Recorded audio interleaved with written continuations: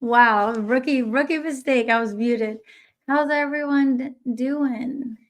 Welcome to Thursday, Breaking the Cycle on Black Men Unfiltered Network. We have a great show prepared for you guys. We'll be talking about what solutions and how people react when they're offered solutions. And my name is Coach K, and I will shortly be joined by Dr. Nakumbi. And if you're catching this live or on the replay, make sure you like the video, please, and subscribe to the channel if you haven't. It helps a lot. Let's see. We have K Soul in the chat. How's it going? I haven't seen you in a while. Good to see ya. Let me pull up my chat here. So, hey. How's it going? I'm okay. A little under the weather, but getting through. Yeah. We flip-flop? I think we did. Yeah. Oh. Oh, no. It's all right. It's just I don't normally get sick, so just that rebound period, but it's all good. What do you have going on? Oh. We can get into like just the crud stuff, but I can tell you about all the fun stuff later. Oh no! But we'll get through the show. I'll tell you later. Okay. Yeah. Who do we have popping here so far? How are you feeling?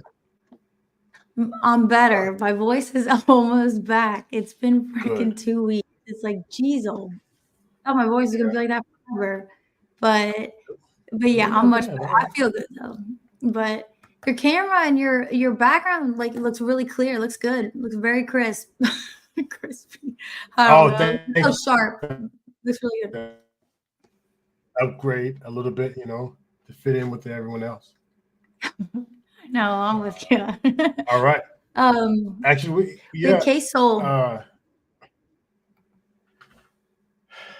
can't see the chat. There we go. K Soul, Nightish. Yep. Welcome. Nightish. Hey, Nightish. Greatly appreciate it. Hey. Coach K. It sounds like you already gave a shout out. I just want to add my shout out to the Black Man Unfiltered Network and salute as well. I heard you introduce me, so thank you for that. Let's get right into the topic. As the I almost said the place card, but as it says, is what solutions? See, y'all, we all do, but y'all, just the people out there. If it applies, cool. If it applies, if not, let it fly. If it applies, cool. If not, let it fly. Right. But y'all not ready for this. Here's the deal. Everyone is asking for solutions. Kind of the buzzword right now, right? It was, we don't have any. And then now everyone is saying that we offer them and you don't want them. We're offering them and you don't want them. And I want to challenge that. I have invited Mr. and Mrs. said. So if they intend to show up, then we'll have them, because they also discuss and talk about solutions. A lot of content providers talk about it, but oftentimes those who are talking about it, they don't get the numbers, right? People aren't showing up. Just, we want to hear it. We want to hear it. In fact, them and a few others, BMU from time to time, and many others who get pushback when there's actually an offering of something that's positive to help. JT last night, JT, it was the Mandrell show, to be clear. It was the Mandrell and Shushu show. Right. Guest hosting, because Mandrell allowed it, was JT, Trey F or Trayfer. I think it's Trayfer. Oh, Trayfer. Okay. Trayfer. Trey Ferg or something, I think. Yeah. And Lit, Lost in Translation. But we included that conversation too. Oh, and then Jay Speed stopped by, and Tommy B. So they stopped by. We all engaged about solutions, and also with that talk, not just ours, but usually with that talk, there's a lot of it about generational stuff. Okay, and so I want to offer an additional perspective, just an additional perspective that you and I can share and offer to the audience. Before we do, let me actually give a formal or a proper introduction to the Deseds in case they decide to show up. Yeah, they're here. Are you familiar with the Deseds? Yeah, and they're in the chat. Oh, cool. Not that you know them personally, but what would you say about them? What do you know about them? I know they're a married couple, I think are they in New York?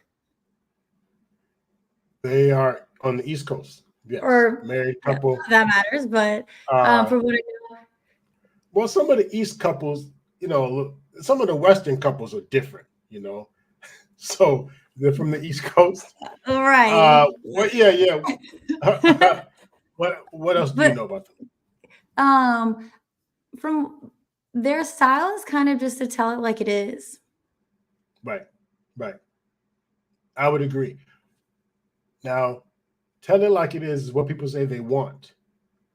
Just tell it to me straight. Right. Just give it to me like it is. Would you agree? Right. You know people who say that? So yes. I know they're asked to be told straight, but how do you think that ends up turning out? When they do, they get backlash probably. Yeah, when I listen to them, one of the things I take away is, okay, so they give firm messages,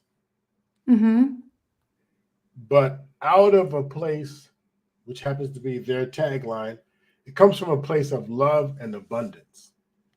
Okay, right? Love and abundance. What is your understanding of abundance? Just that word, because love has so many different definitions. What about abundance? It's like overflowing. It's a lighter emotion. Like if I had to give it a color, I would give it like white or yellow. It's like also I find almost like a sense of gratitude and awareness, maybe, but I don't know the actual textbook definition though. Okay, that's off. Top of my that's cool, because when I think about abundance, I say we actually have more than we believe we have if we come from an abundant mind. Okay, so I don't have the 99, but I have, it works, and I have top speeds, I have this, that, and that. I have all the essentials plus. So if I operate from a place of abundance, I actually have more than Most people who don't have a phone at all. Okay. Yeah. So the reason I'm asking Glass is half because, full.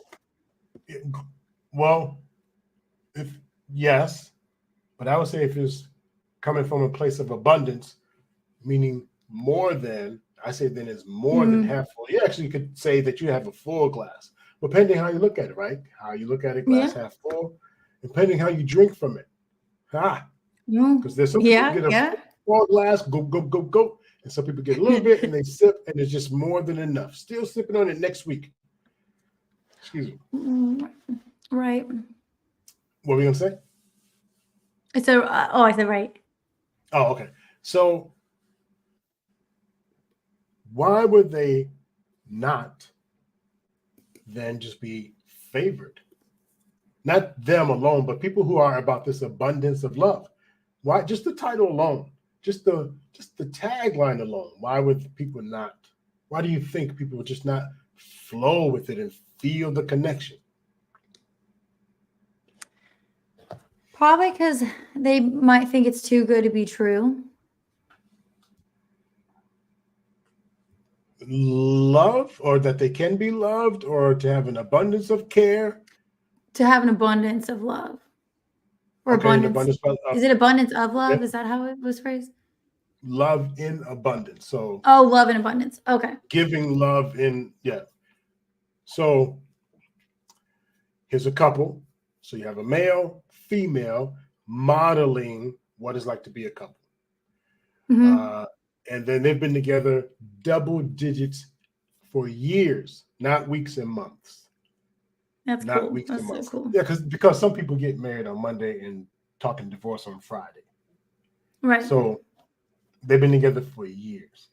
And if you follow any of their work, they've actually been talking about this and similar talk, not brand new talk, not going with the flow of the similar talk for over a decade. Over a decade. Now, when I first think of that, I was like, ugh, that's a long time.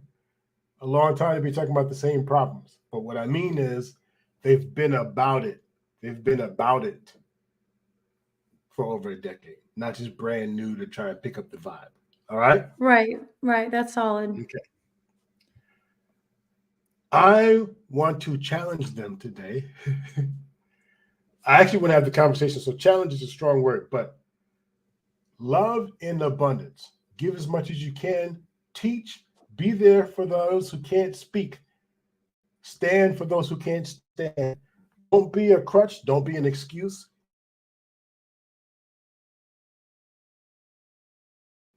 Help the sleep people become awake. In fact, that's one of the things about conscious parenting.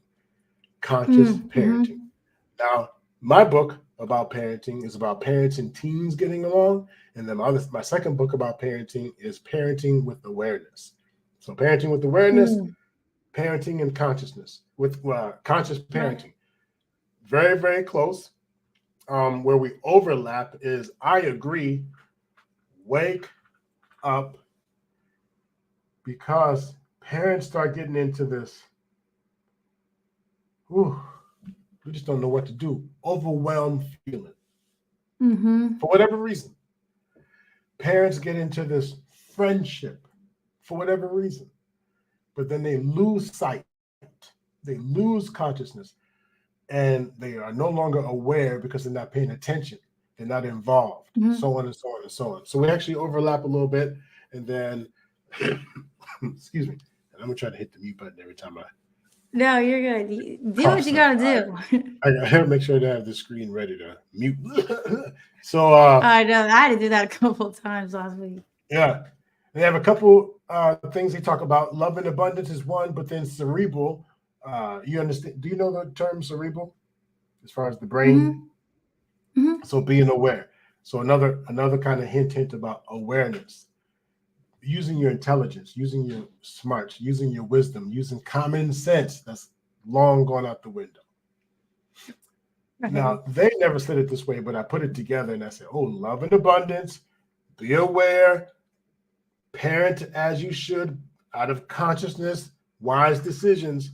And if you can't get that together, shame. Shame on you. And so they actually even talk about shame. And depending how you look at it on the spectrum of shame, it's all the way from not quoting, but you're a dummy, all the way to you're a dumbass, all the way to it seems like you're not in the right role. You want to be a parent, but do you just want the idea of being a parent? You want to be in love, but really do you just want the idea of being in love because you're not ready, and it's a shame. All right. So those are my words, but that's pretty much where they come from. Yeah. If we have their link, and actually before they even come up, I want to show them some love. If I can get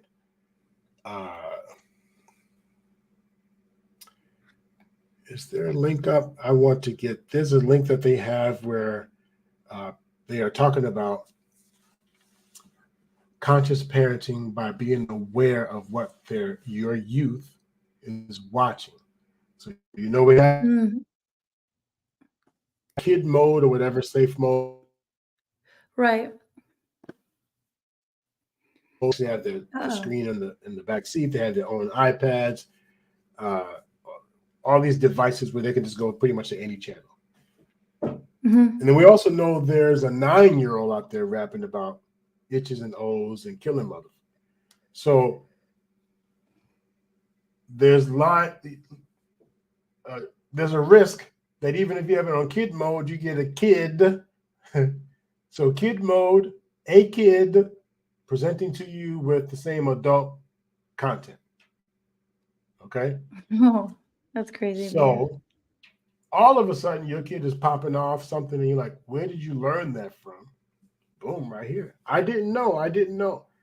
Or sometimes parents even setting those channels to keep the kid entertained. So there is a petition. And some people think it's the pushback. Oh, just because you didn't do it in your olden days. That's not what the petition is about.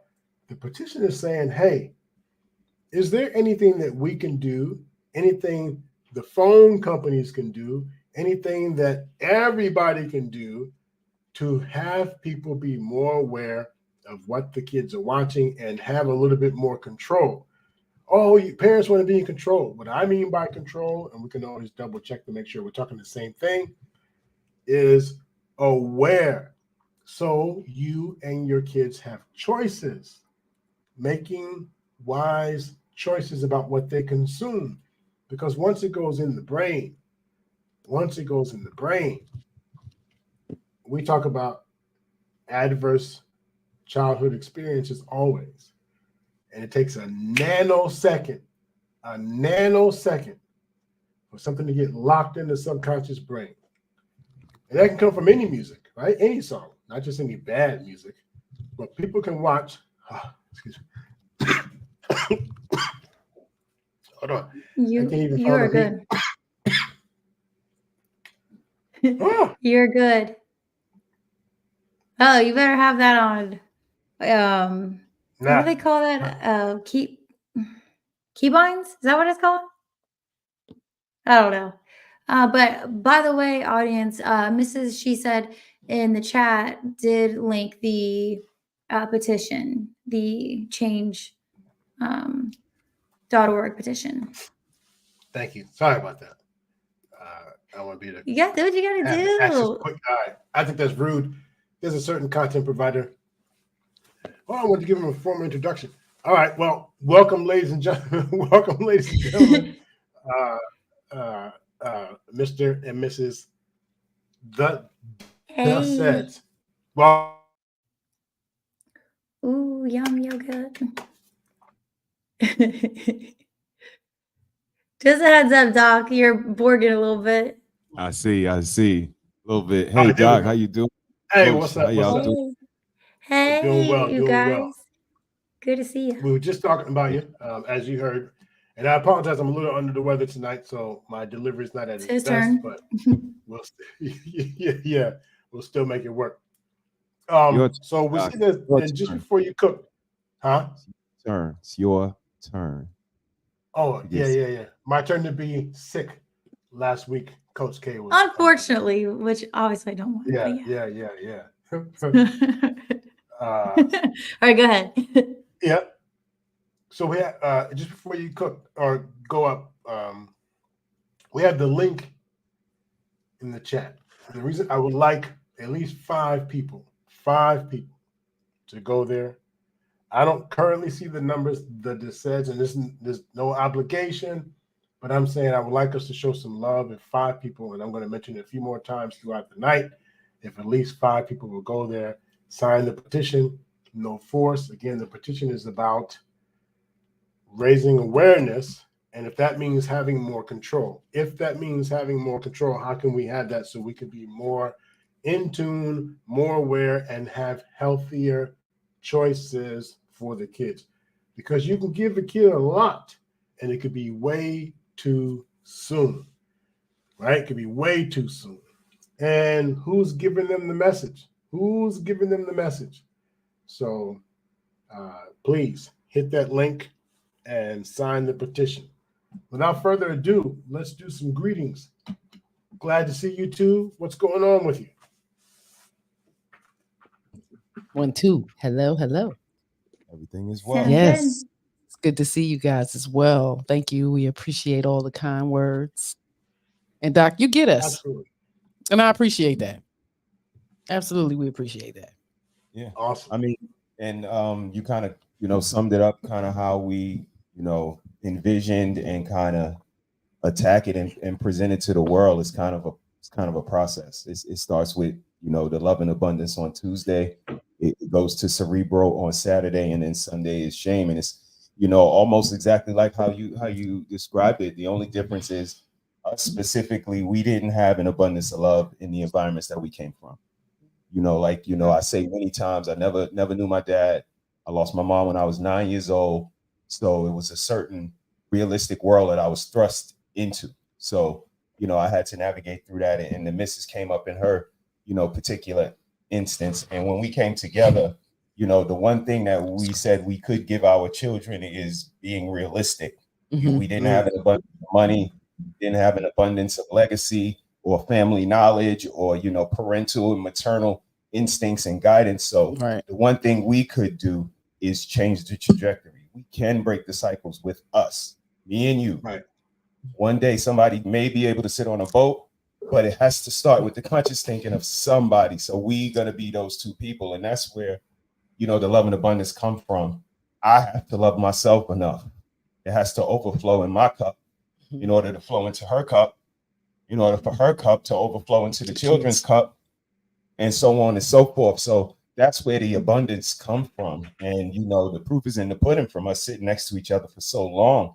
It's like only now we get to a day where people say, you show me somebody married for 30 years, I'll show you, a woman that put up with a horrible man for 30 years. And it's just the dynamic of reality has been Tolerated completely 180. Yeah. So, we just try to present that narrative. Then we go to Saturday where it's, more cerebral, less feelings, Malcolm X and Magneto, 2 of my favorite people. And come to find out they were, created by Stan Lee, inspired by Malcolm X, inspired by Martin Luther King, was Magneto and Professor. So, it started to click for me. And I like to attack things with thinking. And this is just how I've always been. This is not new for me. Wanting to be smart, wanting to be intellectual. I graduated with, high scores in high school, cum laude in college. Like, it's always been Black consciousness, Afrocentricity, articulate nature, being able to be on the corner with my boys and in the boardroom with, articulate speakers that are forward thinking. I was always prided myself on being able to do all of that. So that's where, Saturday comes in. And like you said, if you can't catch on to consciousness and being aware and wanting to change the trajectory of your family, your kids, if you can't get all of that in those 2 days, by Sunday, absolutely shame. We want to give you a what not to do list. Since you can't learn from what to do, how about you learn from what not to do now? Don't be like this. Don't be like this fool. And we are very unapologetic in our stance because, again, we know it comes from love and abundance overall. Whatever portion or soundbite you catch on to, that's on you. But if you sit down and watch a full episode from beginning to end, one of the days besides Sunday. Don't start with Sunday. You'll get vegetables on the plate, but we don't just put meat on the plate. We put vegetables, we put meat, we put a starch, and try to make it a balanced meal. What you eat, that's on you. Sorry for being so long. Nibble. That's good. Yeah, and the Shame Sunday is reflection. It's self-reflection. Like he said, we came up in the 70s. We had some horrible childhoods. One would say, in my mind, I wouldn't say it was horrible because I learned a lot from what I saw, and what I didn't get and what TV taught me. You understand? So it serves as a constant reflection of where I don't want to be. We saw the crackheads. We saw our uncles and aunties not as educated and unmarried and just wandering around with no purpose. So for me to see that type of litter live like that, yeah, I'm absolutely don't want to live like that. Like they say, we are a product of, our environments. I didn't want to be a product of my environment. My environment was shit. So I got to climb out the shit. And that the first step for me was self-reflection. Like he said, neither one of us had paternal parents, fathers. Mine was living, but not present. I knew of him, but I didn't know him. So it's a totally different thing, and a void, so I'm grateful that I stumbled across this man in a damn dark nightclub. And he had such an illuminating energy that I could not resist to not speak to him before I left. And that was outside of my character. Wasn't no club hopper, I am assertive, but to just meet somebody and want to like live in his life. Like I wanted to climb inside his clothes when I met him, and that type of attraction for a woman is very important. You can't try to make yourself fall in love with somebody. It's something that for a woman, I would say, to have that instant like, learn to love somebody, but that instant like is something that could last forever. And I'm just glad we still like each other after 25 years. So I appreciate that. We can still laugh and argue and, don't have that cold side of the bed ever. I don't know about that shit. Y'all be talking, go sleep on the couch and all that. That's something else. But guys. All right. That is good. I want to say really quick, there's this it's not a quote, but something I saw in my coaching materials, my notes was and it made me think of you guys, especially in this conversation. Change requires believing in something beyond evidence, and especially with your background, and it's like, how do we break the cycle if we look at the cycle of whatever, but how do we, and that's something that even me and my husband talk about too, because we come from families with no successful marriages, but it's like, but how do we, take it upon ourselves and control the outcomes we want? Because we don't have any evidence for it, but that's what change requires is, to believe it in that outcome, even if you don't have the evidence. And I think you guys are a beautiful representation of that. So okay. Take it away, Doctor. Check out them matching suits. I mean, not matching, but look at them. Suits they got. Are those the onesies? Are those the onesies? It is the onesies. You want to see my I can't help it that I'm custom made. I can't help it that I look good, smell good, can dance all night long. I can't help it. Love that. Yeah, nice. I thought they looked familiar. I'm like, All right. I mean, well, Coach, the only suggestion I can give, a tip that I would give is for both of you guys to be able to take the constructive criticism, and take it with love, take it with grace, and, just try to be patient and listen. Listening is very important. Not to respond, but genuinely listen. And the best apology is change behavior. So if there's an apology that happens, whatever you apologize for, you should absolutely see some growth in changed behavior. Okay. For me, I it's like the that. That is the little ones that I see running around. I want them to at least have the probability lesson for them, to have a dysfunctional life or a questionable life at that. If I can eliminate any of those, probabilities and possibilities, I want to do that. So loving on this woman is where it starts, and then providing a nurturing environment and all the other things that it takes, to grow a flower is what it takes. But it all starts here, showing them that even when we don't agree, even when things ain't going right, we still love each other. And we chose each other before even you little guys were here. Me and her, we were good. So Absolutely. we always remember that above all things, that we good. Maybe some triangulars may come in that may disrupt, but we overall love each other every day, and we do it consciously. Okay. So Love listen, we've got the pleasantries out the way. Now, this is not to attack. This is to present a portion of the world that says, man, isn't that wonderful? I'm happy for you two. Next 30 years is a lifetime. 30 years is a lifetime. And at some point, you're probably wise to stay with them because you probably couldn't get anyone else. Okay. Now, not you personally, but the idea of, shit, if I put in more than 20, I might as well just stay. Right? That's a retirement. That's a retirement. I might as well just stay.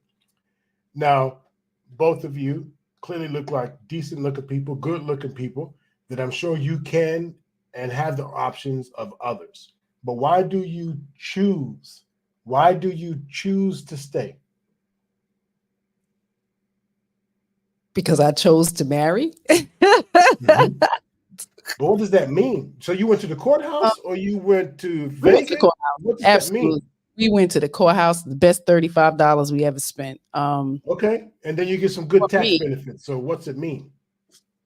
For me, again, I wanted that illusion of a lifelong partner forever, you know, and I've always wanted children. So with children, I would have to have a daddy for those children. And being that, you know, like I said, I didn't have a father. I knew who he was, but being present was something different. So what I yearned for, I wanted to be able to provide for my children. So the best thing for me is to choose a man that I really like. Like I really like him, you know? So I'm going to make that effort. If there's things where I need to sacrifice and, you know, take some critique, adjust my attitude, any of those things I'm going to be willing to do, especially for a good man. Right. You know, they're hard to find, right? That's what I'm hearing. I've been hearing the last 20 years. A good man is hard to find. Okay. Okay. So they're the prize. I'm going to ask you in a second what is good, but in a second, Coach, I want us to identify something. When we talk about solutions, I'm going to pull a word out of what Mrs. She Said just said, and that is this, a couple words. I chose, so choice. I don't know how often people recognize one of your solutions to any problem is to recognize you do have a choice. You might not like the consequences that come with your choice, but you have a choice in everything that you do. That is a solution. That is a potential solution, is by first understanding your choice. A good man. What is a good man? What does that mean? Treat me like I'm 4 years old. What does good mean? Yeah, man. Everything my father wasn't. No, I'm just kidding. A present man, you know, a wise man, a patient man, a man that's willing to teach, a man that's willing to learn, you know, a conscious man, a man that says what he means and means what he says. You know, I didn't like the kind of man that talks a lot of shit but moves like a turtle. Good game. You know, you this, you do all of that, you do all of this, but I don't see it. So for a man to be a good man before I came along, he was a good father, a quality man, a good team player. So all of those things were already there. You know, I just needed to adjust myself to fit into his purpose as well, you know, because I had my own vision, but he has one too. So I needed to adjust myself, fit into that vision. Thank God we had the same type of vision. So that's another key. We were looking for the same thing, being the adult that we didn't have. Yes. Okay. That made it easier, I would say. Yeah. Now, believe it or not, Coach, there's going to be debate about, I don't know if I have the perfect solution. I don't have what you consider a good solution. If you find someone that you pair with, equally yoke with, connect with, bond with, that is your solution. That is part of your solution. You have it already. See, it's not if you pick the right one, is if you've made the choice based on, wow, I feel the connection. See, what a lot of times when I hear it on the YouTube, I hear about make sure you got the right one, make sure you got the right one, based on whose vision. I love what you just said, because you said, luckily, we had the same vision. Do people hear that? Luckily, there was no boasting like, oh yeah, I knew and I knew. I mean, there's love at first sight, you know, depending which side you look at it, you know. Because you might, if you just see the side view, you don't know. So, I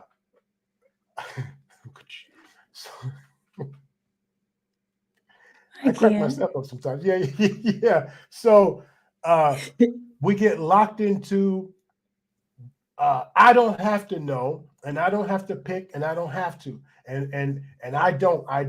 But I want you to give yourself more credit than you realize. You are actually capable of correcting, because you have a choice. You are able to maintain because you choose and your partner chooses. We can go even deeper. Sir, you hear yourself being called a good man. Now bear with me. The words don't match what my real question is, but close enough. Does that make your dick hard? Nah. Okay. I mean, you know what I mean by that? Do you know what I mean by that? It's not just the erection itself, but do you know what I mean? Mm-hmm. I do. At least I assume I do. I assume I do. Yeah. Yeah. It's not like we have some secret. Yeah, let me clarify. Pause. Right. How you know what a dick? Let me clarify. Right. Lord, that was. Does it make me erect as in boom? I feel stronger, more confident, and capable when my woman believes in me. That's the erect. Dick hard as in ego. I feel good, stoked, because I feel loved, believed in, and championed.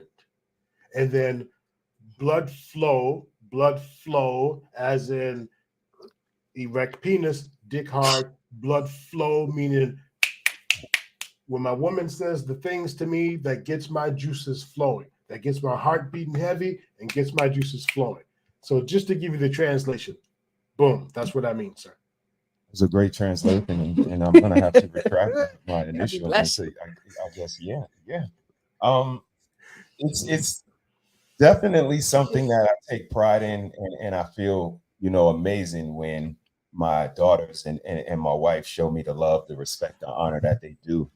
But I think it's something that I signed on for. Like I said, the consciousness of just wanting different, wanting to be the father that I didn't have, wanting to be the adult that I didn't have in my life. These things, they kind of feel like a responsibility for me, like a duty. I always talk about the ancestors, people that came before us, the Sojourner Truths, the Stokely Carmichaels, aka Kwame Ture. And it's just, the people who don't get talked about. And I really just feel a connection with those people, with the sacrifice, with the struggle. And we have to want different. And if nothing changes, nothing changes. So that's where the consciousness really comes in, Doc. And, New York City, backpack rap, we had the native tongue, just the consciousness was pushed so hard that once, I got that craving and got that dose of it, it just became a part of my appetite. And I just needed it. So, I just never was able to turn that switch off. So, taking consciousness into parenting is definitely the number one most operative tool that I use. And that's the reason why. You use a lot of big words. Let me break some of that down. Because they're colorful words. And I don't mean that because of the outfit. I mean they're colorful as in the sense of they sound emotionally charged. Like, wow, you did it because that's what you would. You didn't have your father, and you signed on for it. You signed on for what exactly? I signed on for reciprocating. I'm sorry. I signed on for loving someone the way that they want to be loved. Most people walk through life with kind of like a cliche, love people or do unto others as they do to you, or people like you want to be loved. But I don't walk by that theology. I love Okay. people the way they want to be loved. Again, it takes a consciousness. I don't know if Nikki wants to be loved the same way Sean wants to be loved. Sean likes a particular thing, and Nikki is Nikki. So what I do is find out what Nikki likes and then take the time to show her that I'm worth being with. Again, like she said, she walked up to me. So all I can do to her is show her she made a great choice. And that comes with just being a good man to her. And I had great practice being a good man before she even came along. So just continue to walk in the steps that I'm walking and just do it consciously. Monday, Tuesday, Wednesday, Thursday. Forget about 26 years. Forget about Christmas and the anniversary and forget those days. About Tuesday and Wednesday, because they're going to come a lot more. And I think that's the difference between me and a lot of men. I think about the, minute, everyday monotony, how to break that, how to break the ice, how to make it more enjoyable, entertainable, and pleasurable, so on and so forth. And I think that's the difference. Okay. Coach K, what did you take away from all that? And those in the chat, what are you taking away from what you just heard? To the one question of what did you sign up for? It just sounds like commitment. It sounds like the long term, the long game, not to something that's platitudes. It's Okay. It's much deeper. It's something bigger than you, pretty much. Right. Let me steal a word. This is the part where I don't think people define well enough on the YouTube streets. Commitment. And you said the long haul commitment. There are jobs that offer a contract position, part-time position, full-time position, seasonal position. All of those involve a commitment. Okay? Now, the reason I say that, that's like, duh.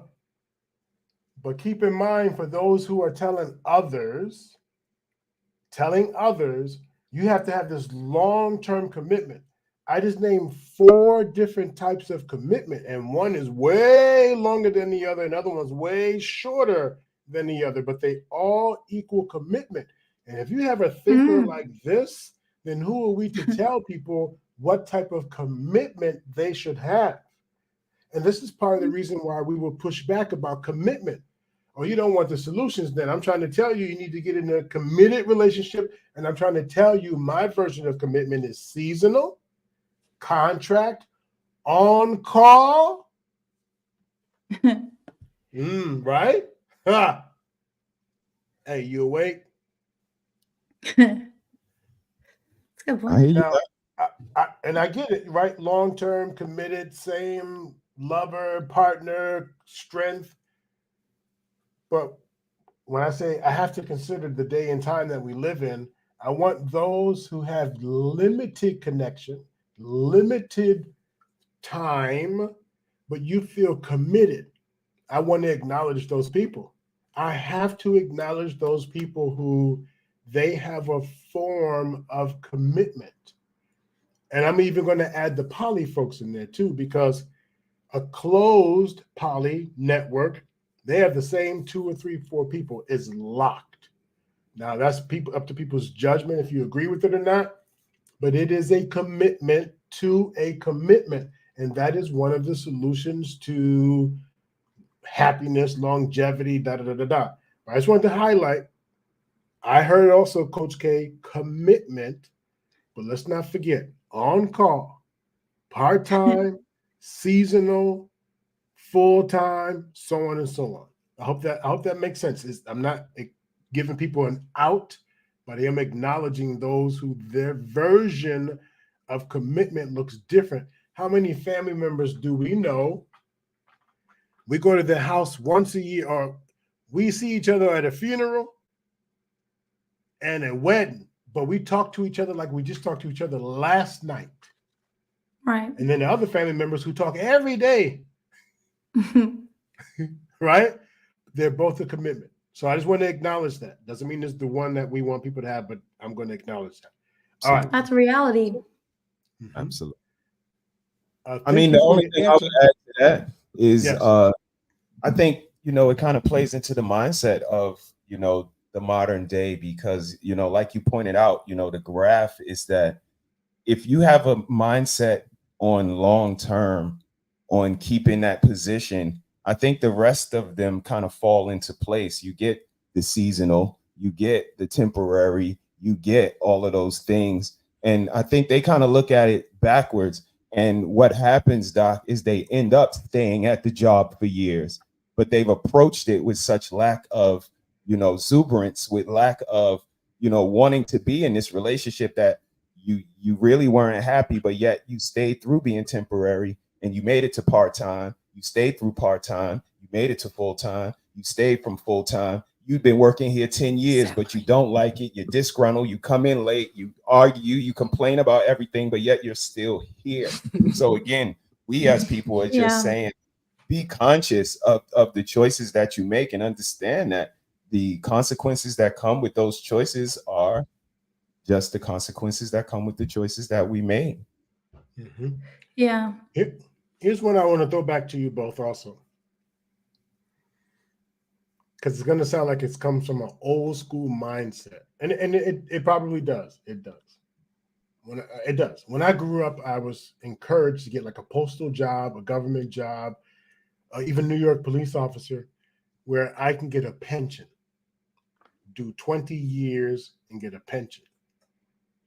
When I talk about these commitment levels, and I hear and listening to what you just said, I also wonder about the number of people that miss out on the benefits, meaning full-time benefits and your whatever your return on investment is, pension. I mean, they don't do those anymore, but your retirement, all those things that you qualify for if you're full-time. So not just go from on-call, part-time, full-time because of working your way through the job, through your career. I'm talking about purposely like, no, I'm good. Temporary position, part-time position, I choose my hours. Full-time, you're locked in some shit. But full-time, you get health benefits. Now I'm straight, and we don't need health benefits until we need health benefits. So what do you think about that? I mean, you're absolutely right. But again, consciousness is what I would wave my flag on, because just the indecisiveness, the temporary nature, you can be moving. Again, it might not happen the way you want it to. It might not happen in a timely fashion, but the consciousness, it's not your fault. The onus is not on you. You're putting forth the effort, you're putting forth the energy and the required work that it takes to get it done. And I think, again, that's what makes us the good people, when we do things when no one's looking. I don't care who's looking at me. I could care less how many people see me do what I do. I do what I do because when I look in the mirror, I know I feel good with what looks back at me. So, again, I think that's the difference between people. We're selfish, but yet we're not, the most operative selfish, which we should be, and that's to ourselves. We should care about how we think, how we feel, and how we present ourselves. And I think that's where integrity comes in. But, I digress. Can I ask Dr. Nakumbi, are we? Yes. And I love your questions. And they're interesting. Like, if you're asking me, some of them are hard to answer. But are we going down a line of thinking in terms of more than one solution for different conversations, or? Absolutely. We're going to highlight that there are actually multiple solutions that people all are already doing, even though they're giving clap back about blah, blah, blah, blah, blah. And then also flipping it to say, we probably haven't been supporting people the best that we could, because there have been alternate solutions. We didn't give credit. We didn't give people credit. And then I'm going to land with a kind way of saying, we tried to help you, but y'all not listening. All right. Quick pause for station identification. Those who are coming in, thank you for joining us this evening. Welcome to be here. Welcome to the Black Man Unfiltered Network. I'm Dr. Nakumbi with Coach K. We are your host tonight for Breaking the Cycle. We have two guests up with us, the Dused family. If you know of them, please give them a round of applause for being here. If you do not know them, please check out their content. There are a couple of sites you can go to. We'll have those links in the chats. Please check them out and like and subscribe to their channel. Running our background, we have CBN, BMU, and Alexis from Texas. And just want to give a few shout outs here to those in the audience. We have Paul Bennett in the house, Enya in the house. Did I say it right? Is it Enya, Enyi? Enyi? Yeah. Enya. Hey, yeah. So, CBN's in the house. Ara's in the house. I met Ara over at Freezy's channel. Oh, cool. Yeah. I That's love Freezy. their spirit. Yeah, Freezy. I just She has love their great, spirit. great comments. Yes.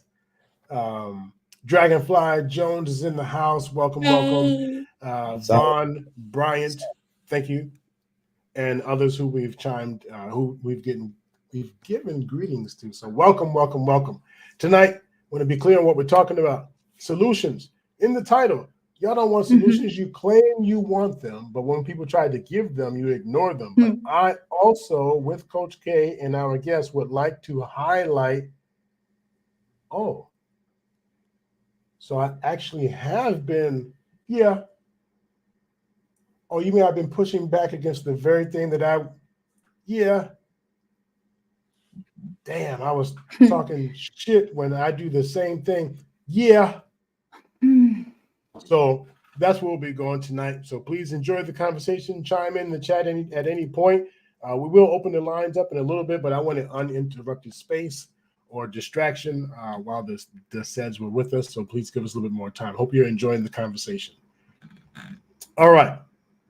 I have a question for you, ma'am. I heard Mr. He said say, I can't quote you now. I don't want to butcher it, but something close to, I enjoy what I see in the mirror. I enjoy who I look at. So pertaining to you. Now, I'm not going to ask you about what does that do for sensation, but I'm going to ask you this. I'm going to present this and then ask. You must be weak. You must need a man, or any of those terms. Okay, that's the statement. Now let me flip that to a question. If you didn't hear that from your man, do you think you would be weak and destitute and broken? If I didn't hear that from my man? Yep, if he didn't give compliments like, oh, she's beautiful to look at, she's kind and sweet and smells like vanilla. If he didn't say any of those words to you, would you be able to function? And I know it sounds like a silly question, right? But bear with me. Oh, yes. No, I need it. I absolutely need the compliments, the praise, the motivation, the inspiration. And it lets me know how he feels about me. Like if I'm ugly, my attitude, or shitty, like I prefer to hear what he thinks. And if anybody's opinion matters, it's his most. So I think it gives me motivation, to hear those things. Like he said, I already like who I am when I look in the mirror. It absolutely makes me feel good. I don't need it. It won't break me, but it absolutely makes me feel good. I love to hear it. It inspires me and motivates me to just keep pushing. When I do have those times of sadness, those hormonal fluctuations that I can't control, that progestin gets low and that sadness hits. I think about those inspiring words. When he comes home, he's looking forward to seeing me, and smelling the house and what you cook and the little messages throughout the day. When you're at work, like most of the time we're around each other. So for him to still go off to work and send little messages and, and it's reciprocated, but it has been conversations for him as a man to point that out to me that, women think only they deserve that, the compliments that you look good, you smell good. No, you absolutely need that too. So ladies need to step the game up with telling their man, you look good, you smell good. I appreciate you. Thank you for coming home. Thank you for coming home, because you didn't have to. Could have stayed your ass in the driveway and drink, or go to the bar or to the next bitch house, but you came home.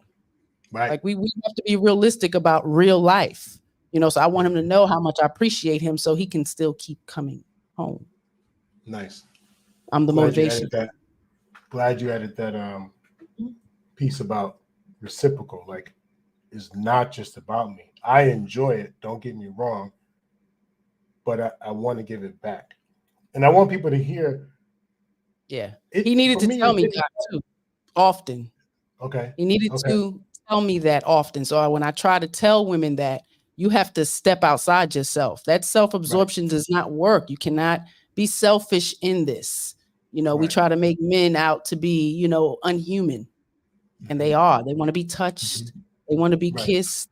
They want to be, you know, asserted, you know, in a nice way, you know, but they want to feel that love too, that wanted. And I yearn for you still. Like, you know, and women, we pull back. Get in our menstruals, we get in our everyday life, and now you want to pull back. But when do you pull forward? So I always tell the ladies, you got to try to pull forward with the man. You can't always expect them to do. Sometimes you got to step out your comfort zone and do more. And for somebody you all love, three of you give me a compliment. Do it. I'm sorry, go ahead. If someone you love, what? Someone that you say you love, especially your married partner, like you should be willing to do that. Okay. All three of you, if you would give me a compliment, we won't make it weird, sir, but just all three of you, if you give me one compliment at a time. Whenever you're ready. Doc, you're such a handsome black man. Oh, thank you. Thank you. That's crazy. Huh. Because either mom that I had, when she whacked me and left that bruise, and then looked at me and said, good. I said, oh, left a scar. Good. So I hear you talk about how handsome I am, but it doesn't make sense. Like, how are you telling me that? Because the world is not receiving me as some handsome black man. In fact, it's dangerous for me to be this black man. In fact, I have to almost make myself in the shadows and maybe even make myself even look more uglier so I'm not noticed as much. But I hear the compliment. Thank you. Next. Coach, so on you, Coach.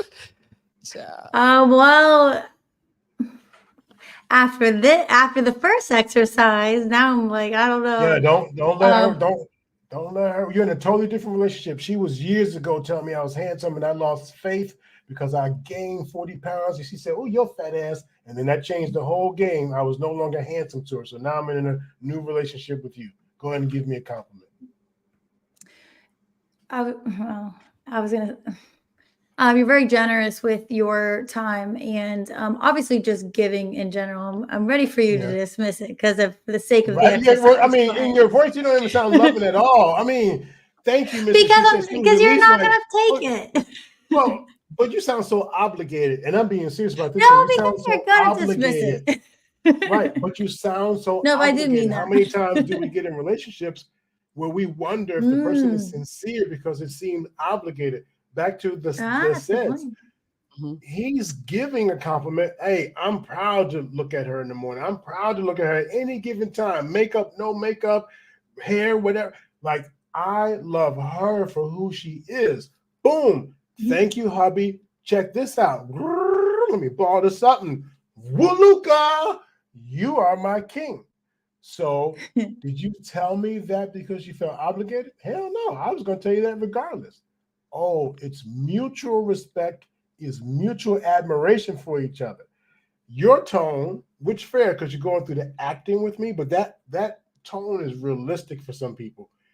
And it gives me this feeling of is obligated. And that's why I push back and say, hell, I could have looked in the mirror and got that by myself. That's why I don't need no relationship. And so I can tell you how cute you are, how fine you are, da-da-da-da-da, and not you specifically, Coach K, but if I'm going to keep it a buck. So you have that QT Caucasian look, Barbie doll, whatever you want to call it. So you probably get a lot of Guga and all this other stuff, right? Boom. But then if you don't get it, not you, but then there's a crowd of people, if they don't get it, it's like they expect it. So it might be that you earned this sense of I say it out of obligation because I've gotten to the point where people are sending it to me out of obligation or hope to get into a certain part of my body.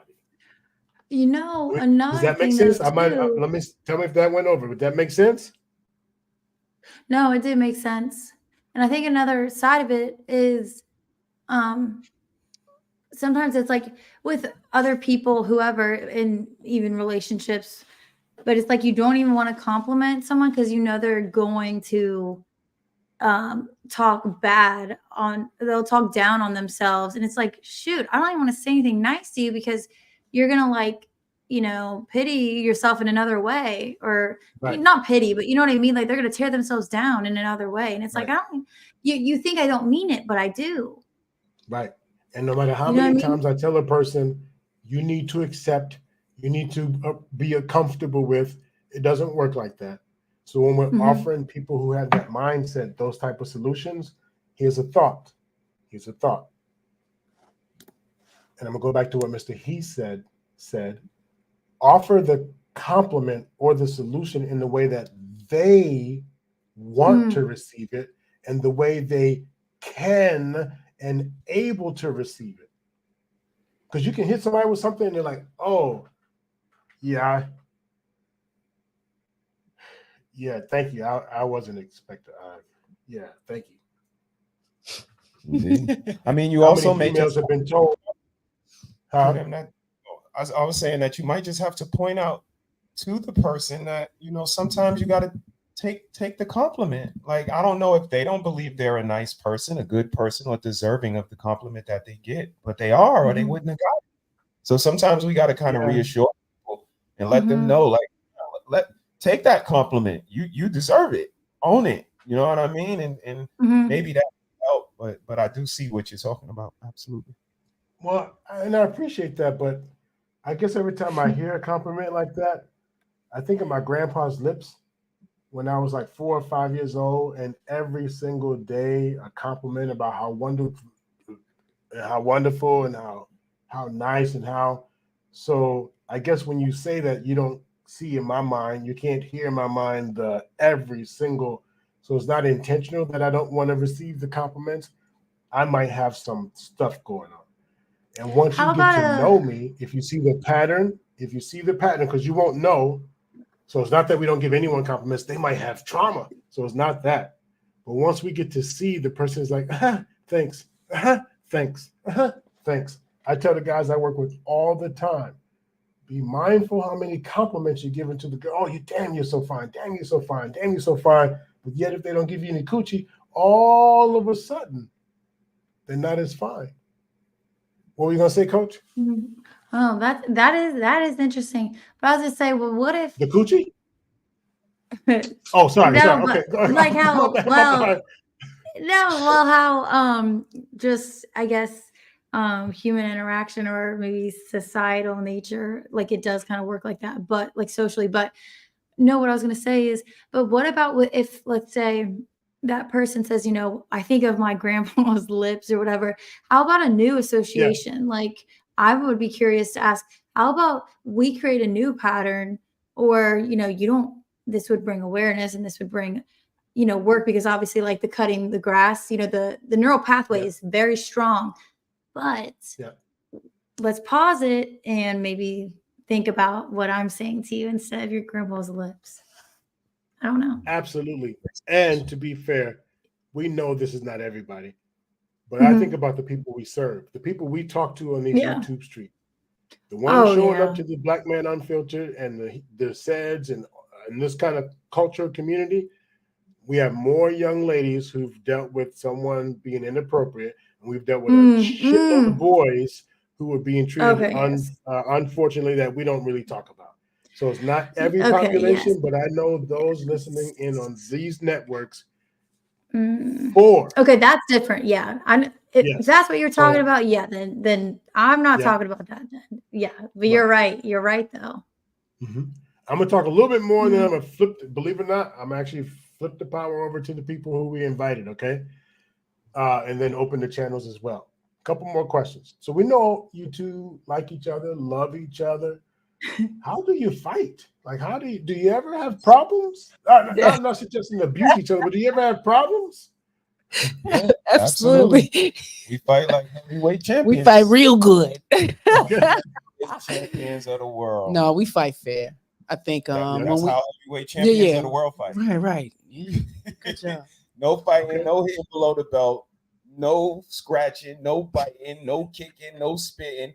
You fight respectfully because Yeah. like heavyweight fighters, Doc, one punch can knock somebody out or kill somebody. Mm.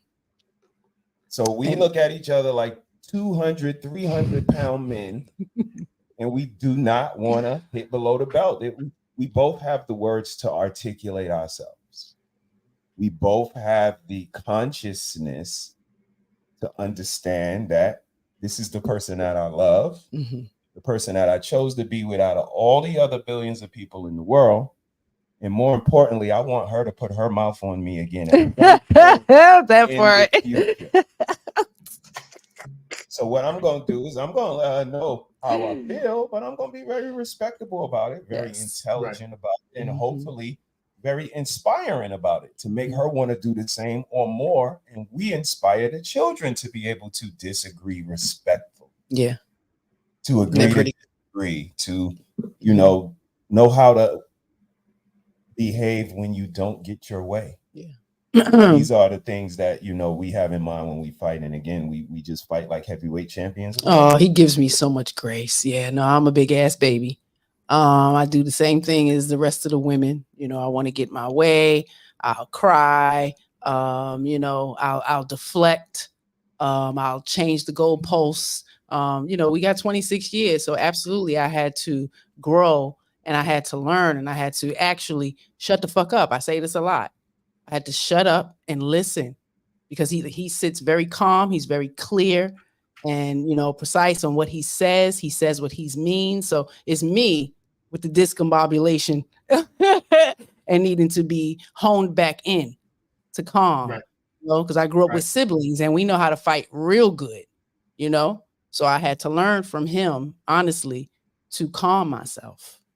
Right. To be more articulate, more clear about my thoughts versus my feelings. And that was hard. It has been hard over the year to do that because my feelings is saying, right.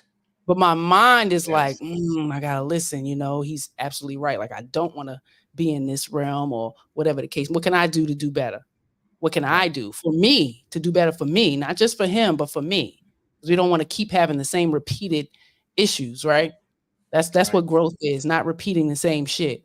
So, I give him a lot of grace because his calm, his manness, standing in that helped me grow. Because I wanted to be like that. Like somebody you love, you admire, you want to be like. So I want to be smart like him.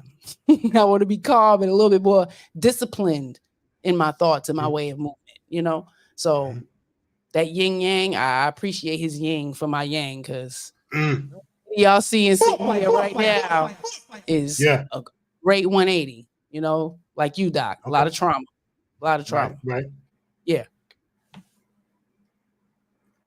If some folks come up, I am going to challenge when they come up to talk about how do you overcome this trauma to where you can actually be warriors, meaning fight with a code of honor. Okay, so how can you be warriors, have challenges and battles, maintain your honor? Because in most cases, again, not all, but the ones that we serve in these communities, I'm going to fight honorably. Pause. Theatrics. There's your warning. How the fuck?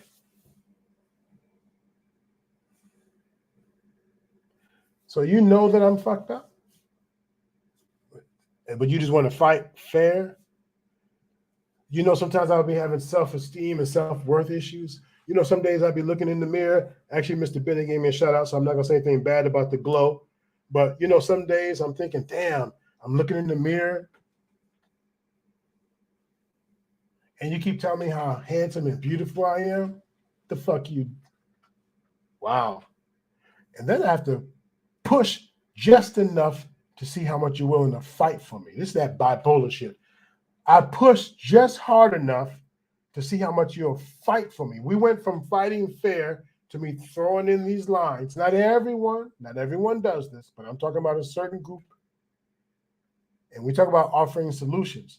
Keep in mind this group right here that will throw in one more zinger, something deep, one of your vulnerable things. BMU said it himself.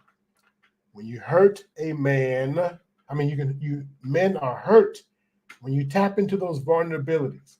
So boom, not always the she, but both ways. Somebody throws in a vulnerability just to have the other person fight for them. And that's taxing. But we have to give it a space. We have to give it a space. It's something realistic. No one does it on purpose.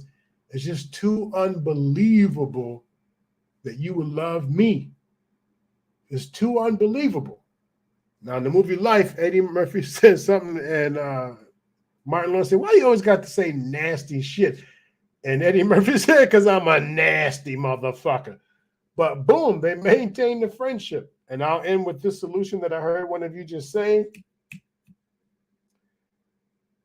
You don't have to act that way every time. Mrs. She said, just said it. But you don't have to act that way every time. I got it the first time. I got it the second time. And I'm still here, boo. I'm still here. I got it the third time. That shit you said before is old. Try something new. Stop. So the invite is to recognize you've already thrown your darts, shot your bullets, and done as much pain as you can, and that person is still there. All right. Does that make sense? Yes, it does. Mm-hmm. Yes, it does. All right. You guys got quiet on me. Everyone all right? Let's liven it up a little bit. Yeah. Okay. All right. I don't want to get overwhelming. Let's have some fun now. Let's have some fun. Sure. We here. Hey, Lou Medic's in the house. Hello. And Hey. Lost in Translation. I don't know if we said it already. Lost in Translations in the house. Welcome everyone to the Black Men Unfiltered Network. We are talking about solutions, and are y'all really ready for it? My goal tonight with Coach K was to push back, but to show other perspectives or other sides of relationships and how solutions might be right there before you. And some of the things you swear you'll never do, will do. All right. Coach K, you ready for some fun? Yeah. Yeah, and I know you're like, oh, I don't know what to expect. No, I'm just talking about some regular fun. And then the channel is open, so whoever wants to come up. All right, question. And then if one of you has to turn a little bit to the side, you can't look at each other person's answer. You just give me a number. All right, ready? All right. So whoever wants to go first, but one of you turn to the side. All right, Mr. He says already turned. He says ladies first. All right. Mr. She said, hey, good evening, Prototype. Good to see you. Good to see you.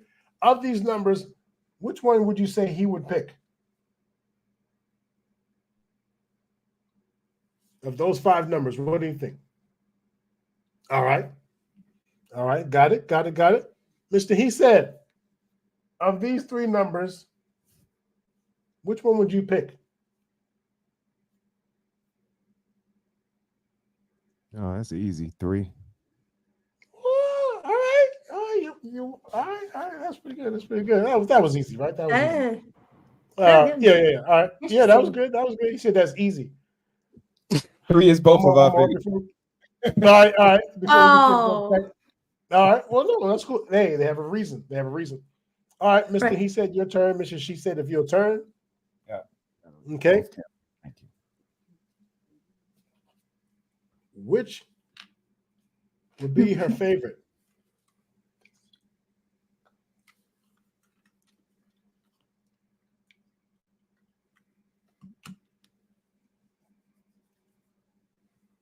Got it? The same thing. This or this, or this? The third one that you picked. The third option. Yep. Got that's it. cool. All right, Mr. She said. All right. I have three colors up here. Which do you think Mr. He said chose for you? This color, What is this color, or this color?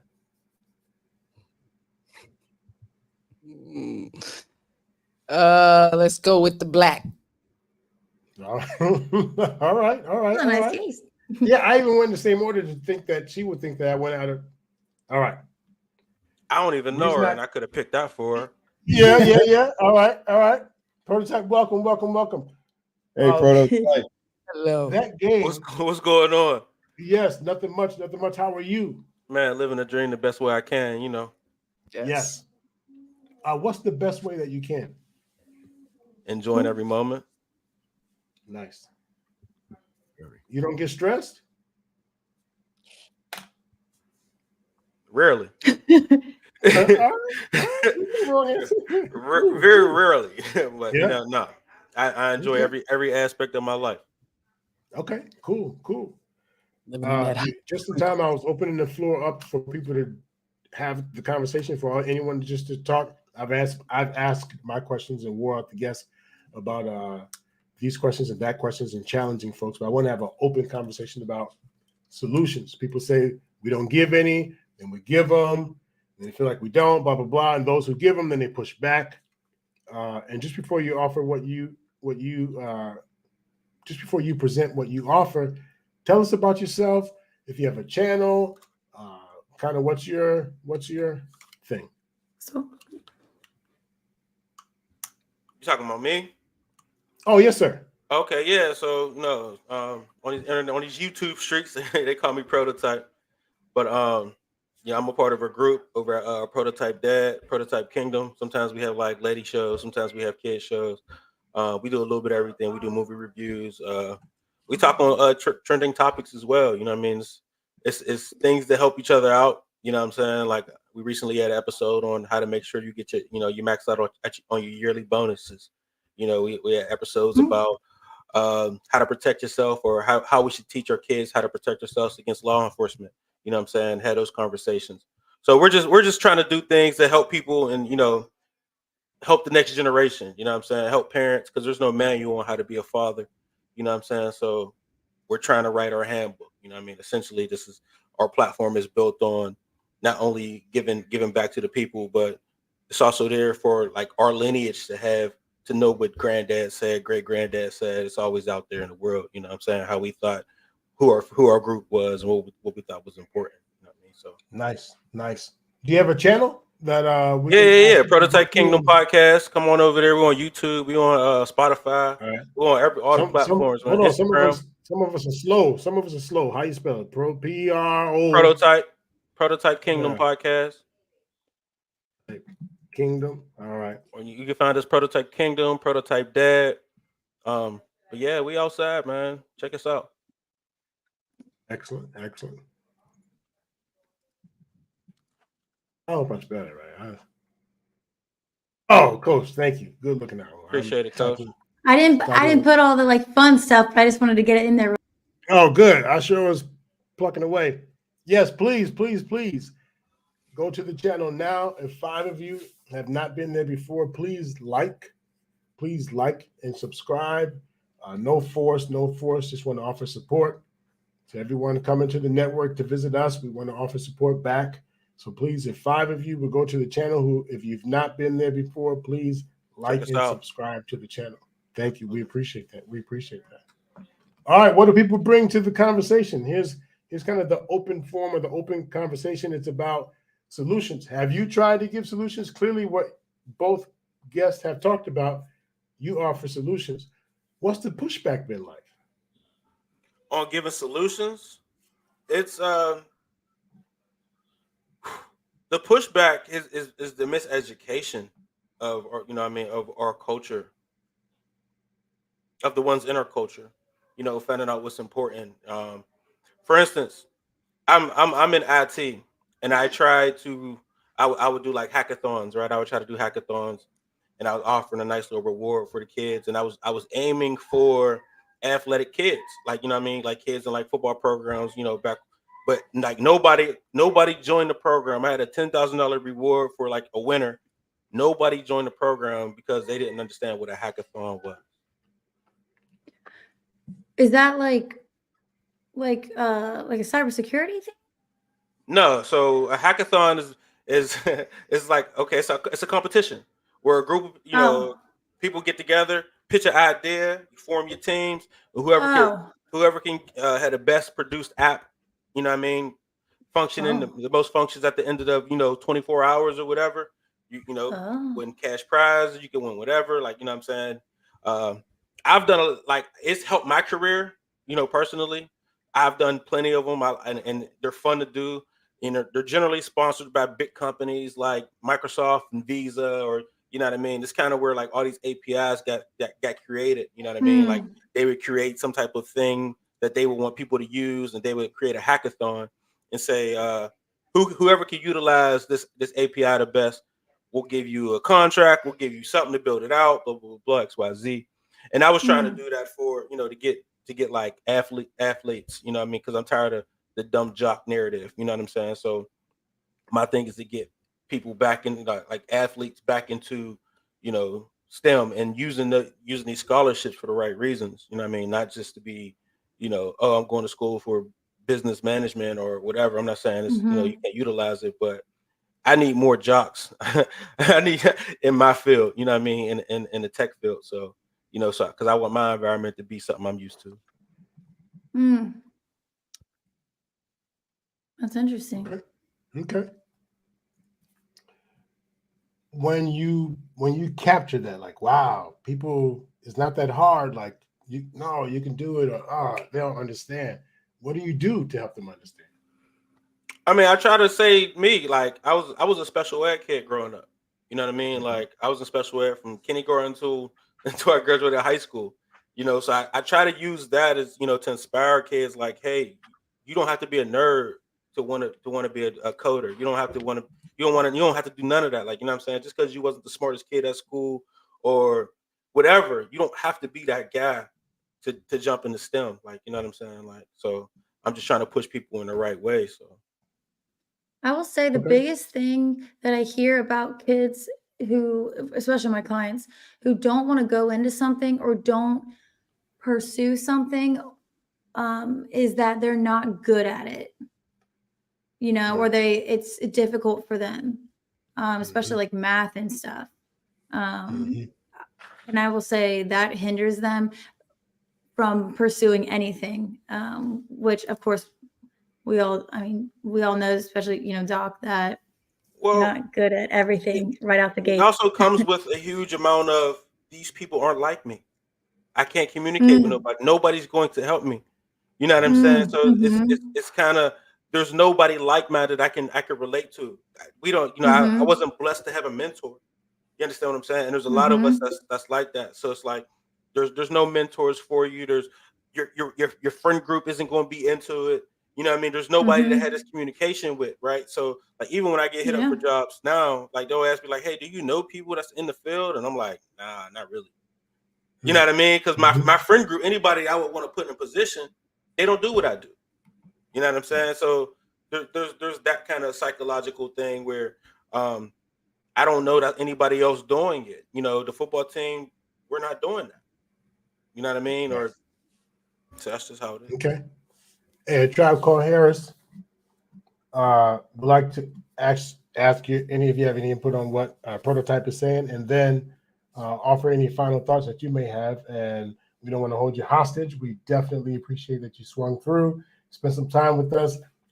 And for people to know why I played that quick game, Mr. Bennett called it the old newlywed game. Uh, I wanted to also teach or show how well do you know each other. That's like, do you ever have fun fact night with your partner? Do you ever do something where you get to increase your knowledge about each other? You could do like emergency scenarios. You can do whatever you want, but to know that your partner would actually have your back in a situation, and you don't have to worry about them and the situation because you understand each other just that much. That's another potential solution for building your relationships. All right, Tribes, what do you have? I would not disagree with that one bit. And you know, again, practice makes perfect. You know, having the married friends going to the showers, the newlywed couples night, game night, like it really honed us in. But just talking to each other and knowing each other again, like I said, 3 is both our favorite numbers. Like this lady likes licorice. She likes licorice. She loves licorice. So you know, when I see the black utensil, it all just comes from knowing this woman, wanting to know her, loving to know her. And this is what it looks like. You know, people try to present that it's marriage that's the problem, but it's not. It's the quality of the people that are entering into marriages now. Marriage has always been the same. It's always going to be the same. So with that, what Prototype was alluding to, I think it's about priorities. What we prioritize, like I was telling you, you know, well-roundedness is something I hang my hat on, being able to talk on the corner, know what I mean, and get it popping. And I can also go to the boardroom and have an articulate conversation in a nice cadence and get some things done. So it's that well-roundedness. We don't have fellas that have their hat cocked to the side that know STEM, that can say, yo, shorty, look at my car, look at my girl. I don't sell drugs, I do STEM. This is the difference between us as men. You know, ask these men to crack a joke, break the ice. They can't do it. They don't have the je ne sais quoi Prototype.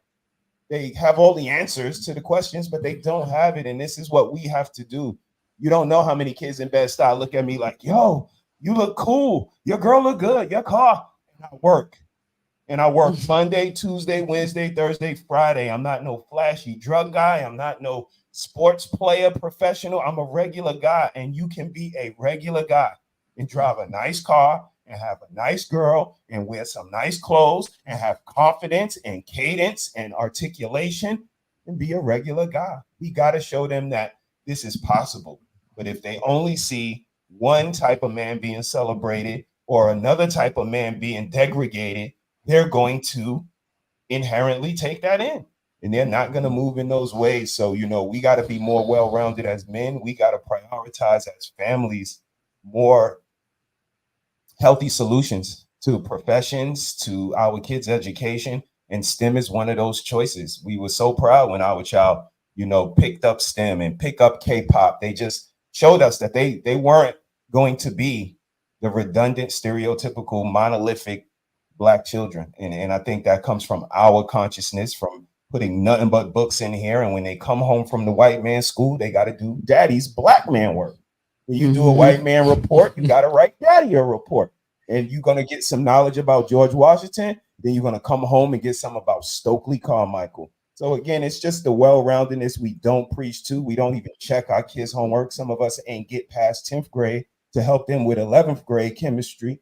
So it's that consciousness that we speak to, the deliberate consciousness of having children and wanting them to have better than you. And until you do that, we'll continue to love your kids more than you do. So to speak to that, right, even with doing the kids' homework, right, we have what are we, 72% single parent homes?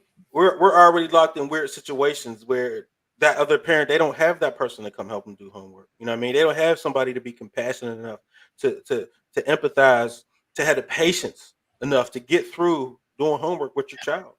You know what I'm saying? Like, I don't recall ever doing homework with my mother. You know what I mean? But I grew up in that single parent home lifestyle. So it's kind of always easy to throw that kid into like a special ed situation when they don't have that home support. You know what I mean? So nobody's going to love your kid like you're going to love them and give them the things they need. So if they're struggling with reading, nobody's going to help. There's nobody at home that help them that loves them to help them. It ain't going to be the aunts. It ain't going to be the aunts. It's that's your kid.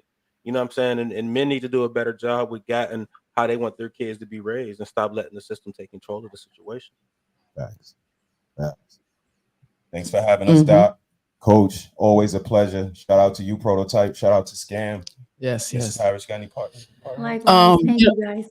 far as the gentleman, when it comes to you not having kids and choosing a woman, you got to court her well. You have to really understand if that's a role that she's going to honor for the long haul. Because once you start popping out them babies, it's a lifelong job. And I know a lot of women who it's exciting in the beginning, and then once those children start getting older, they push them to the fucking side. It's not about them. They don't care about their future. It's about their selfishness, their needs and wants. Even if they know that the child is better off with the father, they will not hand over that possession. And this is the world we're in. When there was a time where women didn't have a choice. Sorry, you leave, bitch, bye. The kids need to stay with the daddy. And that's how I grew up, watching those type of images where men ruled the home, men led the homes. There was families on the television. And if there were a single home, it was a father running it. The woman was dead, So fast forward 30 years later, we don't have any of that. There's no men leading any homes. There's no heterosexual love embraced in abundance. Like, the kids are not seeing that. So if we're not showing that to them in our real lives, they're definitely not getting it on TV. At least I can say I was lucky enough to see I Dream of Jeannie and fucking Beaver and, all of those, the Brady Bunch and, Full House. And I can go on and on. Silver Spoons. It was just a lot of shows that had nothing but family. And this society now, we don't have that. So, just try to hold that dear when you start having kids and family. Keep that in the forefront, that they are the future. It's not about our selfishness. And when we have to split, try to be co-parents, as best as possible. Because it's for the kids, So I can say, man. Thank you. It's been an honor to have you. Again, those in the chat, if you have not already, please hit the like button here, but also take a trip over to the Harris Tribe or Cerebral Saturdays or Shame Sundays with the Harris Tribe and check out their content. Let me give you a warning before you get there. They're being polite here. They were being kind and gentle out of respect for the show. But when you get to their channel, please be prepared to have honest, deep, straight to the point conversation. And the reason I say that is because people get there and be like, oh, wow, and ooh, oh, you're so take heed to the message. The Harris Tribe and people like that get straight to it. And should a woman be talking like, damn the woman, this stuff? I'm talking about real stuff, life-saving stuff, health, thinking, processing, psychology, living real life. So when you get there, be prepared for real conversation. Don't run from some colorful words. Hey, you two, be well. Thank you for doing what you do. Love you. Peace. Scam Likely. What's going on? Late to the party. When I first come on, I heard the whole thing about trying to convince solutions. So I missed all the good stuff. Oh, no worries. But here's one thing you did bring right off the top. Mr. Bennett just pointed out is the Beautiful Ball Tribe. I know. I just noticed. Minus coach, right? Minus coach, but it's the Beautiful Ball Tribe we have going on. So welcome, gentlemen. Yes, thank you, Mr. Bennett, for calling that out. Yes. What do you bring to the conversation, sir? Oh, you said you missed. Yeah, I missed a major question. So, Coach K, what would you say is the major question? Because I talked a lot, so my goal was to slow down. Now, what do you think is the major question? Most. Well, you asked a lot of questions. Well, one of the things that I kind of asked earlier was kind of recognizing that there's more than one solution to, because on YouTube, especially in the channels we all, populate, there's always, there's like 5 main ones or whatever. There's no solutions on the desk panel. There's no solutions. No. Yeah. Mm-hmm. Find the right woman or whatever. Go ahead, doctor. Right. Well, I was just gonna say one of the challenges that there are more solutions than people realize. Some people are doing all this talk about they won't when they actually are already doing. That would be me that says that. That would be me. That'll be me. Mm-hmm. Or there are people who inflate things like doomsday thinking. and rah rah rah. And that, but is it really? So what do you suggest? Rah rah rah. Well, wait a second. It can't be rah rah and rah rah. Which one is it? Can I offer a question to Prototype and Scam, and then Dr. Nakumbi, if you want to answer too? Why do we think that people do not want solutions? If we had to find some understanding, whether we agree with it or not, why do we think that they don't want solutions? Because it's work. Yeah, it's a lot more detailed than that. The truth is that here's a real truth. People want solutions because no one wants to lose. No one wants to lose. That is a fact. Lose what? In life. Nobody wants to lose. Nobody wants to be a loser. The people who are losing don't really want to stay the way that they are, though it seems that way. Again, we're wired as people who, here's an example. I was in the Army at 18. I was kind of lazy, just in general, and didn't handle business in high school. I was damn near genius academically and just critical with all this stuff. Didn't handle my business. Woke up, friends got scholarships. Some friends are spoiled. They can stay home and go to school. I had to grow the hell up. I'm in the Army. One day I'm in Virginia. Next day I'm in Washington. I'm in Oklahoma training. Then in Washington State. I had to grow up. So, because I failed at being proactive, I got forced into being proactive. So I understood that actual consequence in that whole process. But it changed my wiring to where you sling with a sledgehammer, and if you got a problem, you knock it out headstrong. A lot of people have different things that paralyze them during the processes. Low self-esteem is a big one. Probably 75, 80% of people have low self-esteem. A lot of people look in the mirror and see something that they don't like, and it kills them, it demotivates them. Diet, exercise, critical thinking lacking. They've been beat, shamed, sabotaged. All the negativity goes in their subconscious mind. And the default is to look for something, which is the first problem the person wants to solve is how they feel. Not the actual problem. So that's the reason we do anything as humans is for feeling a certain way or to not feel a certain way. And I didn't realize how strong that was when I used to have problems. I'm dealing with something. I used to call one of my best friends. He passed away a few years ago. He ain't had no solutions. He couldn't tell you how to do nothing, get out of nothing. But he could change the way that you were thinking, have you laughing, joking, whatever, and then you can go navigate the problem. It took me years to understand that was the important thing of emotional intelligence. And it cost me a couple of relationships with some great women, not knowing that very thing.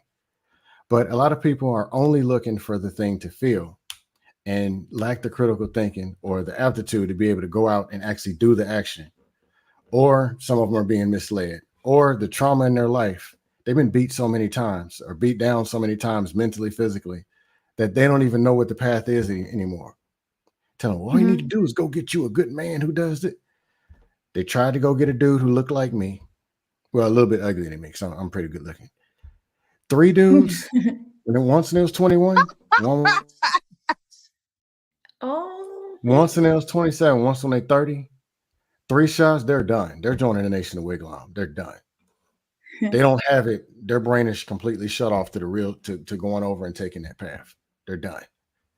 A dude who got divorced, took half that one time he went all in, and then you're trying to tell that dude, no, man, there's some good women, there's something out here. They're done. Out of their brain's done. They're damn near jumped off a building. So it's just not there anymore. Or whatever happened in their childhood when it was 9, 14, bullied, talked about, told, why ain't you like your big brother? Or how come you're not part of this community? So there's some wires disconnected. Some people are looking for just a feeling. They don't even care if it works or not. They just want to feel this way and just get this quick fix. And that's it. So they come into space and you can trauma bond with some people. I hate women's too. It's the women's, the men's, the women's, the men's. And then you have what you want to feel, and you can get that fake acceptance, and that can become your reality. Right. But then you have like prototypes. Oh, now it's starting to come out. Now it's starting to come out. Now. Shout out to J Speed. Hey, what's up, RP? Hello, everybody. How you doing? Go ahead. But then you have like prototype who they're trying to mentor young fathers, and you might have men who are saying, yeah, I want to feel like I'm accepted and I'm good enough and I am that man. You give them all these tools and they just kind of fade out. They just kind of like, hey, you don't show up no more. You don't. So why is it that initial thirst for feel good, acceptance and all that, then they get it and then they just disappear? And I'm assuming you see that prototype. Do you see stuff like that? Is that fair to say? That they don't feel like they're good enough? What, or they get the initial, like you and your group met the initial need or desire they were looking for, and then they just kind of fade out. I mean, there's a growing process for everybody. So of course, you got to figure out a way to, stay on the path, because everything's romanticized at the beginning, right? It's the honeymoon phase. Yeah. But staying dedicated is staying true to your idea of who you want to be and who you want to become. You know what I mean? Like, that's the difference. That's how you stay dedicated to that. But it's a long journey trying to get a hold of being a father and, making changes for, to better your life. Okay. Cool. And then, so Scam, I just wanted to highlight that. Yep, I agree with you. There are people who say they want it, and then there are people who are actually offering it, and they seem to disconnect. Well, it's not also, go ahead. Doesn't say also. But just the way it's offered does not. Oh, go ahead. It's the hindrance is like the work, though.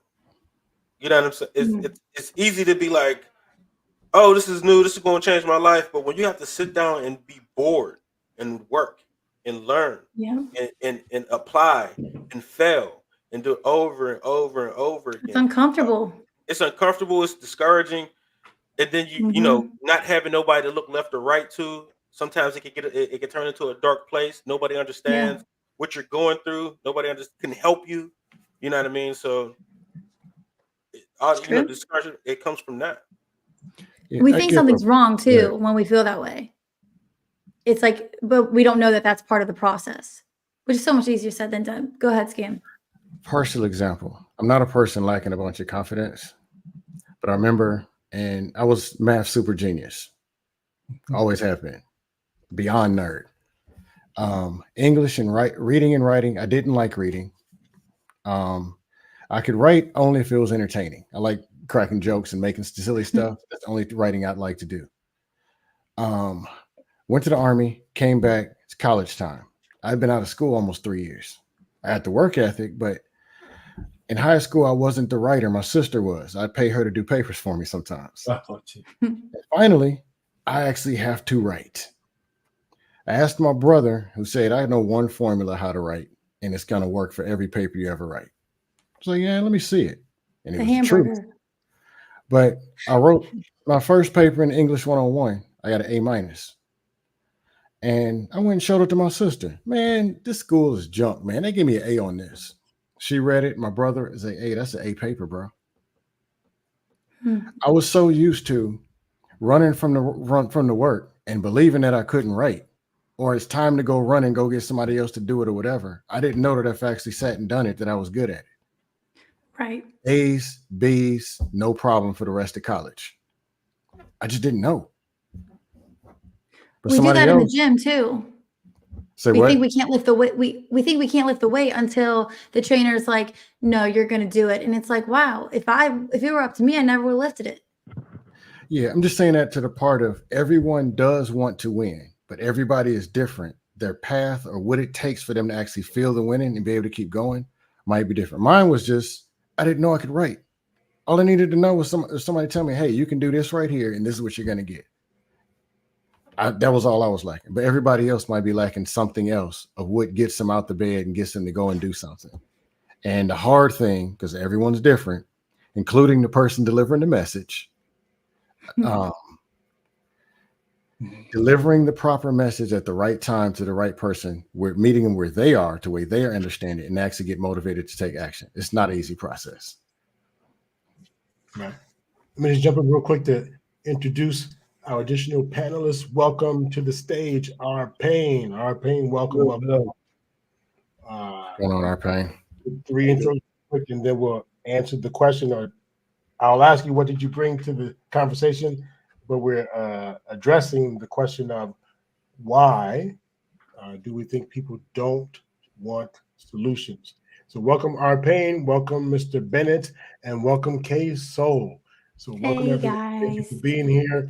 Just a reminder, this is the Black Man Unfiltered Network, and we are talking about solutions, Coach K and Dr. Nakambi. And we say, y'all don't want it, because when people try to give it, look what happens. So welcome. For those who are in the chat, please remember to like the stream so far.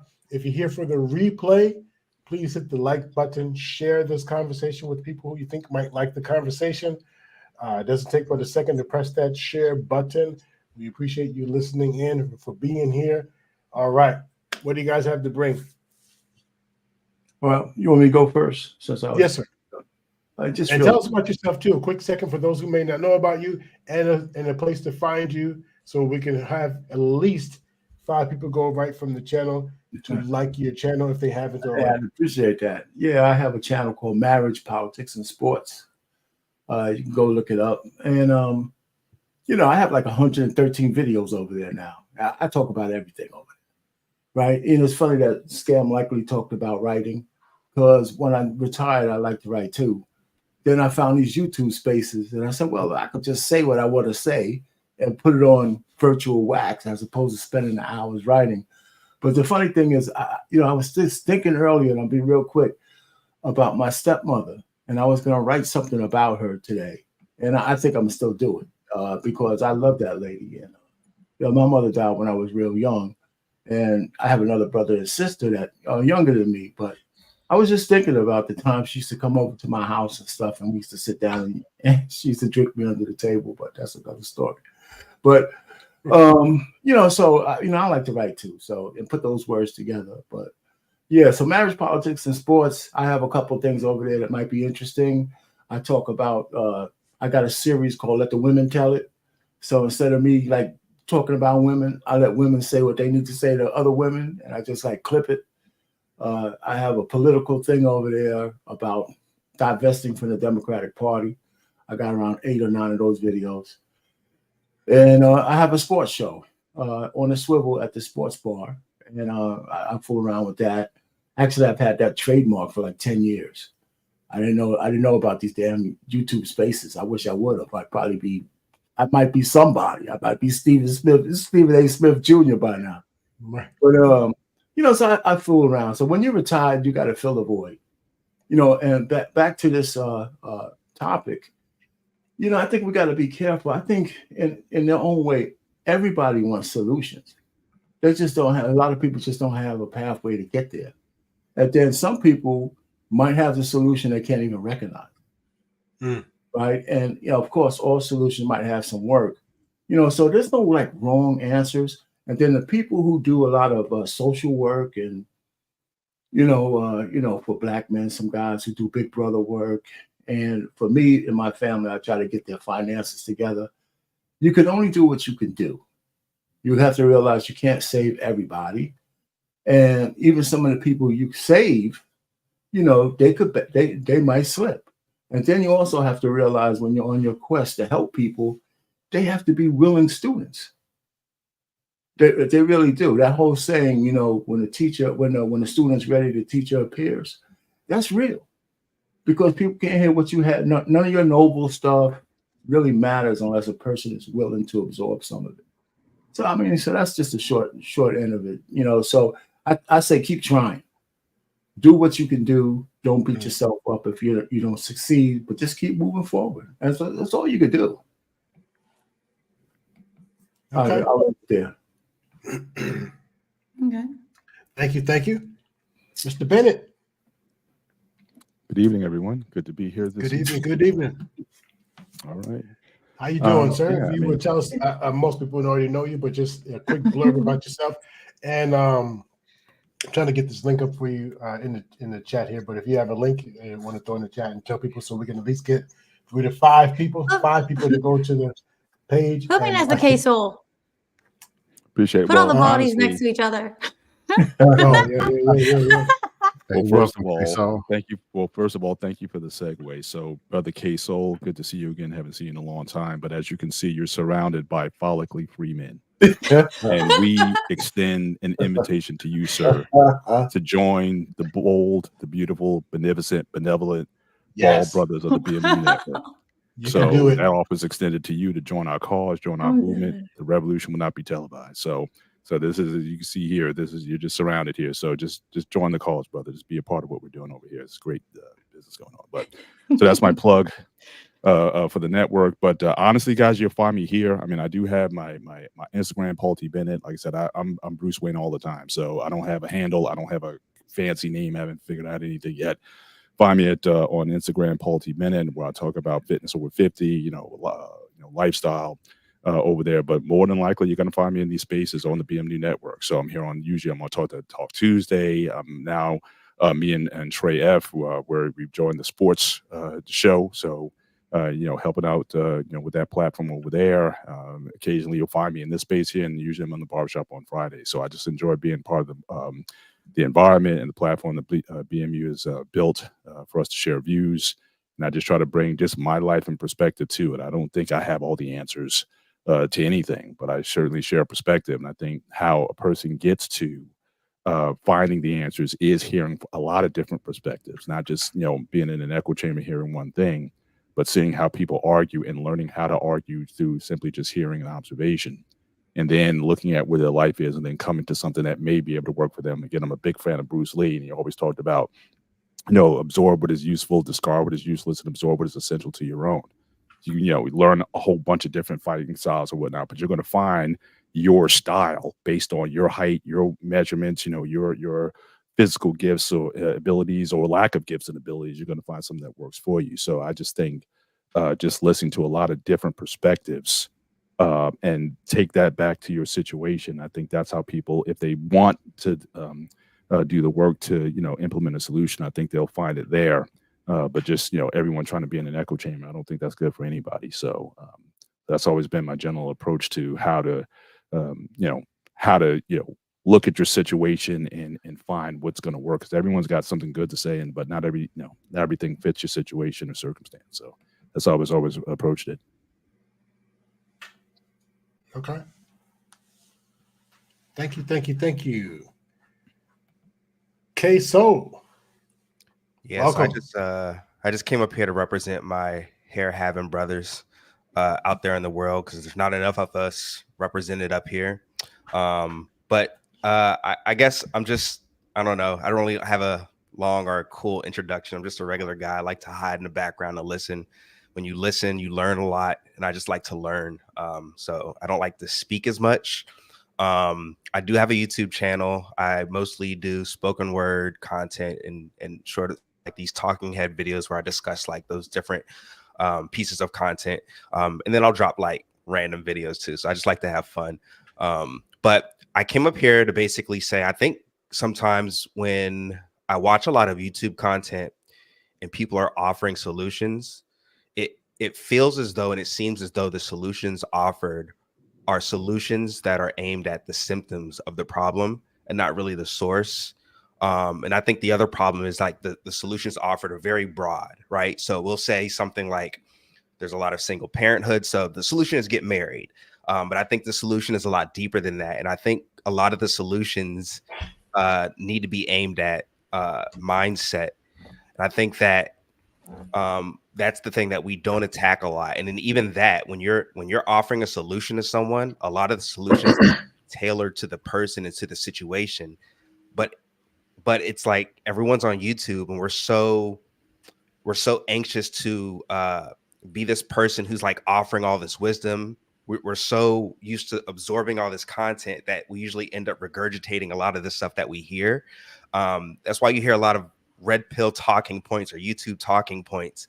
And even though I might agree with like the broader message, sometimes it's not really a real solution. So I do think that we could better, I guess, aim our arrows at certain solutions, and even in our real lives when we're doing things to help people. I think it's important just to realize, are you treating the symptom or are you treating the source of the problem? So, yeah.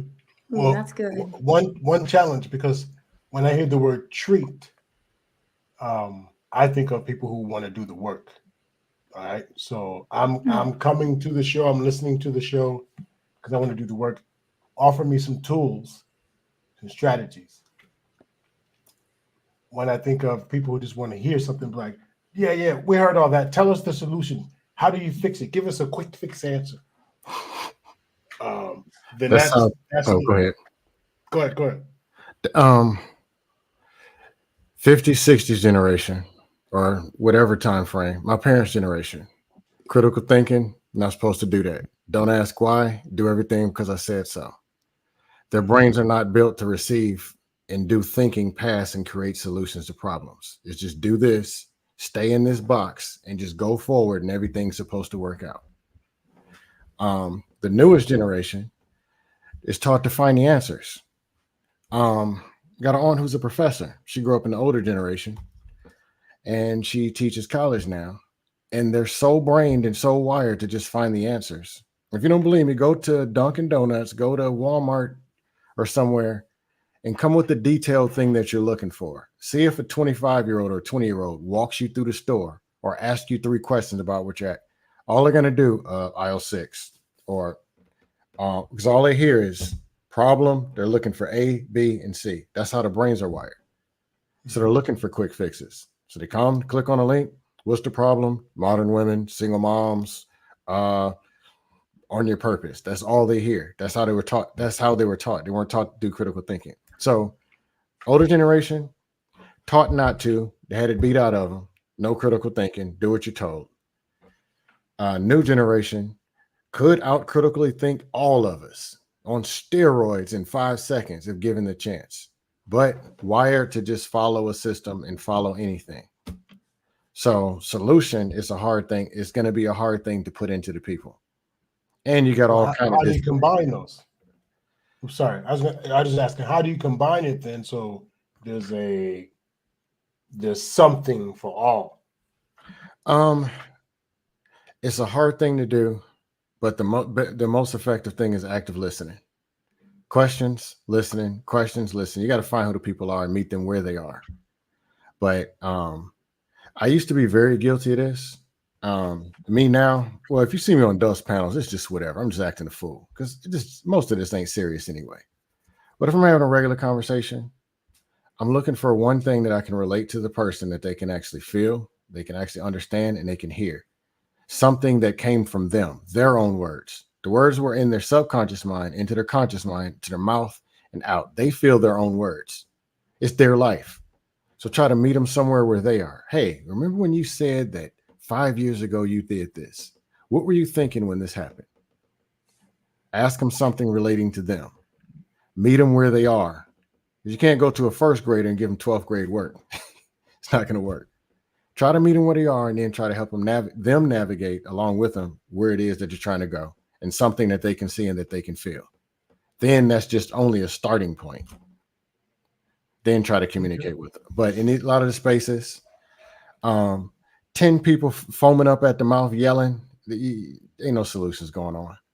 Or well, I disagree. That's their form. You just said meet people where they're at. So if 10 people are frothing at the mouth, then we're meeting people at. Oh yeah, I'm gonna meet them where they are. I'm just trolling because that's where they are. Okay. But is that going to be effective? It's not. It's going to be effective for me. Right. But is that like playing on where they're at and expecting them to be different? I mean, if it's a dust panel that's founded on dust, it's not about us. It's just we're just going to yell and do whatever. I came to the circus. I'm going to have a circus uniform on. I'm not going to have a suit and tie. It's a dustathon. Bring the dust. But if when the conversations ever do slow down and there's some talking, some listening, and something, because you only got a little bit to say the one thing to try to get to somebody because they're going to cut you off. But if you really hit them, or not necessarily hit them with a hurt, but if you really can get to something that they said, that they were speaking, and possibly that they were feeling, then you can probably get a response to actually connect with them because it's where they are. Like I was saying, a friend of mine who used to help me navigate through problems didn't have any solutions, but he can meet me where I was and redirect the way that I was feeling and the way that I was thinking. Now I can focus.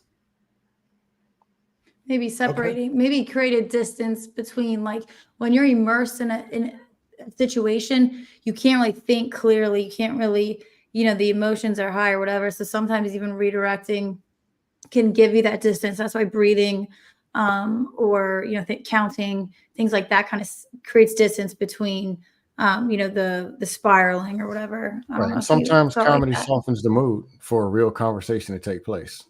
Oh, for sure. 5 people foaming at the mouth, slobbering. Somebody comes in with something funny. Once the laughing dies down, now you can open it up, go back to what it was they're saying they had a conversation. Sometimes.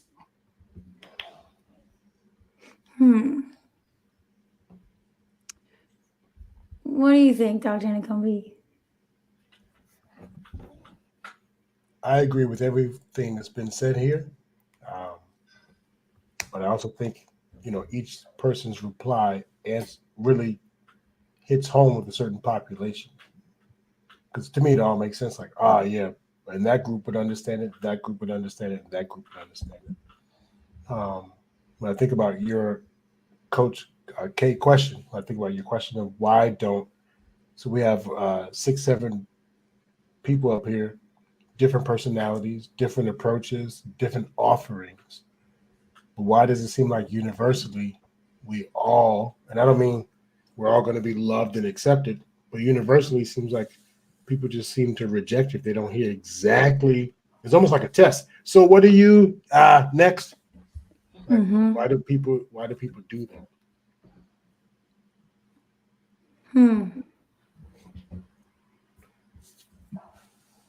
Or I also say there's a difference in how you deliver something too. That is true. Right? Because Scam has said all of what he said without mentioning boomers and generations and da-da-da-da. Because those are hook words and trigger words for some people. So they can't even have the conversation without first then defending their generation. So sometimes the conversation, pending what you say, how you deliver it, changes everything. It's them ratchet Gen Xers. That's who dropped the ball. Them Gen Xers. The truth is everybody dropped the ball. Do I sound like a robot, guys? No, we can hear you. You sound good. You good. Welcome, sir. That ain't the truth. Everybody didn't drop the ball. Them Gen Xers dropped the ball. So let me tell you. Let me say this. I think going into 2024 and creating new content, I think that we should focus more on who's qualified to have the conversation. I think the reason that we have so much slobbing at the mouth and so many bad panels and so many horrible things is that people are not qualified to have the conversation. Let me give you an example. I'm married, right? 14 years in, right? I can talk about marriage, right? Dr. Nkumbe can talk about marriage because he went to school for that. Prototype Dad, Coach K can talk about that because she got her a bodybuilder husband over there. I saw pictures of him. I was like, damn, that's a big ass dude. But even as being parents, talking about parenting in 2023 and the struggles of being a parent in 2023, I can talk about that. I have 6 children. I have 3 boys and 3 girls in my house.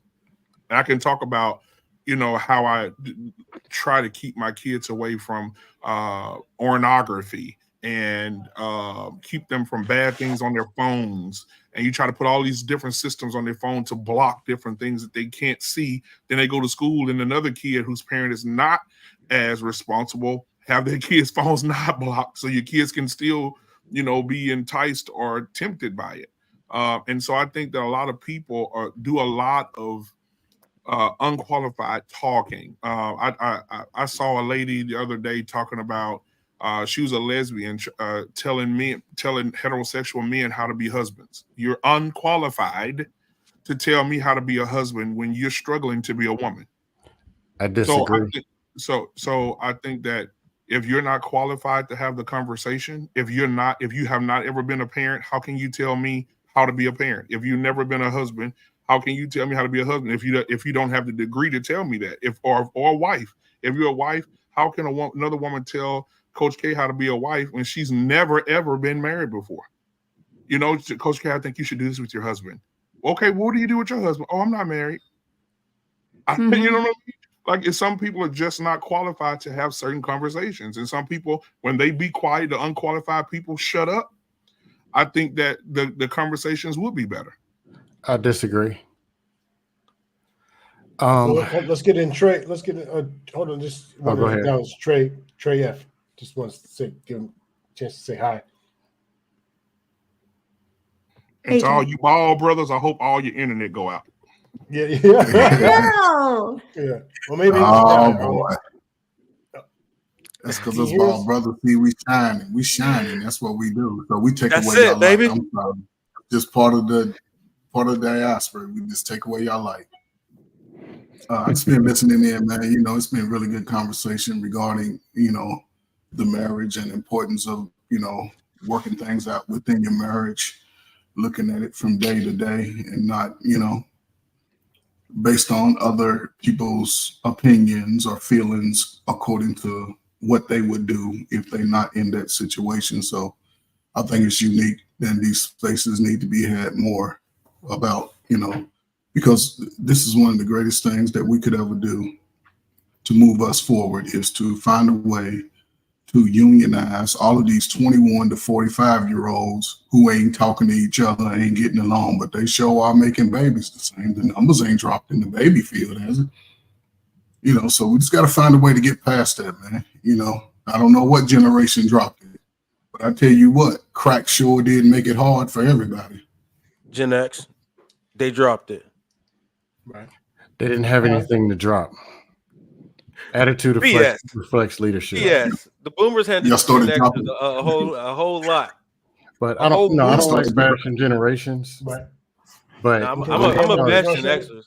Attitude reflects leadership. They dropped the whole ball. Scan, what were you going to say to BMU's comment? The qualifications thing. Okay, I grew up on Shame Avenue on We Know Everything Boulevard, the upscale Black community with the Black church, then other people with money, people with this. And I watched all the people with the qualifications fall off into the dustville. The people who are really qualified, one, have a genuine interest and a genuine care. They're able to meet and they're able to communicate effectively to the people to navigate them through.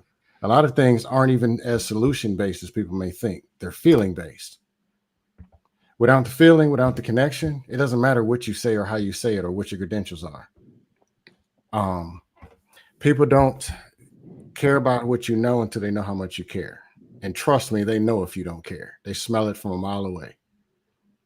I watched this destroy. I watched a lot of that destroy people. I watched it. How come you won't be like your brother? I watched that destroy siblings. I watched, in this church, we do this. We dress, because I watched all that tell people that they don't qualify. They're not good enough to be who they already are. No, you got to be like this. You got to follow this because this is who I am. Therefore, I got this. You need to do that. 6 weeks later, hey, man, I saw you over there. Wasn't that you? Hey, man, I just pulled up your social security number and you were such as the manosphere. Every one of them with big numbers, lying. All of them. All of it is fake. About 90-something%. But they're saying, I got this. I got the money. How many financial advisors you find out getting broke or going to jail? How many pastors perving little boys and girls? But they're saying, I got this. How many married people keeping people single? They married. They grabbed their wife. All right, let's go beat up on everybody else that's single. Matter of fact, let's tell them all the dumb stuff that doesn't even work and keep them single. Single people bashing up them. It ain't what it is. But the conversations on YouTube, no one qualifies for anything, including me. I'm a certified Dustosaurus troll. Because if we really want to qualify, okay, yes, to married. But how about these 3 things over there? Yeah, this person's rich. But all right, well, look at your 3 kids strung out over there. Right. Everybody screwed the hell up. Right. Again, can I respond? Information from the married people is the worst stuff I've ever heard in my life. I just want to respond though. Okay. Right, it's the worst thing you ever heard because you're not Yes. not a husband. You've never been married. You don't have any children. It's and horrible. Hold on. And you It get on here. contradicts Hold on. itself. But you're a grown man over 40 saying, I get on YouTube to play with people, to laugh and joke around with people when they're trying to have serious Yes. conversations and be a troll. Trolling is not a mature thing for men to do. right? We can laugh and have fun, but at the same time, you have to be able to pour in. You control all day, but what are you pouring into? If you're not a husband, how can we sit here and down husbands? How can we down wives? How can we down children and how they were raised when we don't know the circumstances? We can't, if you're not qualified to have a conversation with me, Scam, like me and you, well, you're not qualified to tell me, hey, this is how I think you should raise your sons, because you've never experienced raising a child. You can't tell me how to be a husband because you've never been a husband. You can't tell me how to treat a woman because you're not married to a woman. It's There are like no this qualifications is on easy. YouTube. The only qualifications have a mic that's working. Okay, well, if we had a qualification day, most married can I add would something lose their before we move platform. on? Can I add something before we move on? Because again, there's a modicum of truth in what BMU was saying and what Scam Likely is talking about. But the problems are we try to find absolutes. For example, I get this all the time. Rich, you don't know nothing about women because you've been married for 36 years. That's what people tell me. And I said, well, you know, out of my whole 36 years of marriage, my wife has never stopped being a woman, right? I worked for 38 years. I worked for women. They worked for me. I had women who were peers and everything. I had a short dating life. I know a lot about women. Just because I'm not trying to stroke them today doesn't mean I don't know anything about women. Your problem, Mr. Sir, is the only thing you see, because you're single, is that a woman looks like a piece of pork chop, right? I see more than that because I ain't trying to stroke them, right? So sometimes that gets missed when we talk to each other. I am qualified to talk about women because I've been around them my whole life. I got 2 daughters, and I talk to them. I have to know how to deal with them. So don't tell me I don't know nothing about women. I'm just not trying to stroke them all. I just got one. I'm doing that too. And let me tell you, my wife has not stopped being a woman for all the time I've known her. So miss me with that. So am I qualified to talk about women? I think so. No. You know, but you only can take that qualification, but so far, because I can't tell a woman how to be a woman. I could just tell you how I understand them. Right. So there's subtleties in the way we talk to each other. And I think we miss it because the other person is thinking you're trying to give them the whole ball of wax, but you can only give them the piece that you are qualified for. And sometimes people miss that. And that's how I look at it. So BMU is kind of right. But if he was talking to Stephen A. Smith says, I don't have to be a football player to talk about football. Right? So it's the same But we'll kind of thing. respect Stephen A. Smith's opinion, though. No. What I'm His saying opinions that are is respected amongst football players. That's your choice. It's optional. But in YouTube, anyone can grab a mic and say anything as long as they don't break the rules and agreement. And honestly, hell, y'all don't even follow those. So tell me, what are the qualifications on a panel where you don't even follow the agreements on YouTube? What is a qualification? This is what I think BMU is saying. We need to move them forward. People who have the knowledge or experience should be the ones speaking to it. Doesn't mean others won't know the right words or engage in the conversation, but are we holding each other accountable for when people start inserting intentional wrong stuff or just changing terms and meanings and words? Stop. Yes, they're doing that. They are right. So, it's almost like people are there go for ahead. that. Go ahead, Coach. You said you go. Go ahead, Coach. Go ahead, finish, please. Okay, fine. But I was gonna say it's almost too like it's some type of decorum and also like reading the room and just awareness, like and of course, again, this is a free platform, but at the same time, and I think a lot, this is like I actually don't even like the generational stuff, but millennials and Gen Z, but it's like speaking up when it's like, you don't do that. If there's a room full of adults, let's say, as a teen or a young child, you knew that your voice like really wasn't, it didn't hold much weight. So I think sometimes even if, let's say someone isn't a spouse, whatever, like I honestly agree with BMU, but let's say that it doesn't have to be that way. At the same time, if we are trying to facilitate constructive conversations and intellectual conversations, the bar is up here and people need to treat it as such and show up as such, if that makes sense. Yeah. Listen, Yeah, I'm gonna introduce the last three folks here and let them say hello and their comments to what they bring to the show. We do have about 15 more minutes, so people can all hang in there because I like to have closing remarks to this after these three go. But, excuse me, let me add one more piece. So it doesn't feel like we moved the goalpost too much. The original conversation, for those who are joining the chat, joining the stream right now or the replay, we are talking about y'all don't want solutions right now. At this point in the conversation, we're actually talking about potential solutions, or as K Soul said earlier, is it really about solutions and how are we teaching that? And then looking at maybe people just want quick fix answers. I mean, K Soul didn't say this specifically, but I think after his comments, it opened it up to have us think like, so what do people really want? BMU jumped in and say, here's a possible solution. And right now we're addressing that comment about one potential solution is people who have the knowledge, education, wisdom, so on and so on. Those should be the ones having the articulate conversations. So we have joining us on the panel, Trey Ferg, Grooming and Reviews, and Lost in Translation. Welcome, welcome, welcome. If each one of you would like to jump in and speak to what you bring to the conversation. I guess I'll go first. Thank you for having me on, Coach K and Dr. Nkumbe. I think the problem that I've noticed a lot in these conversations is that we're actually not really teaching people how to think for themselves. You know what I'm saying? It's one thing to give a man a fish. It's another thing to teach him how to fish.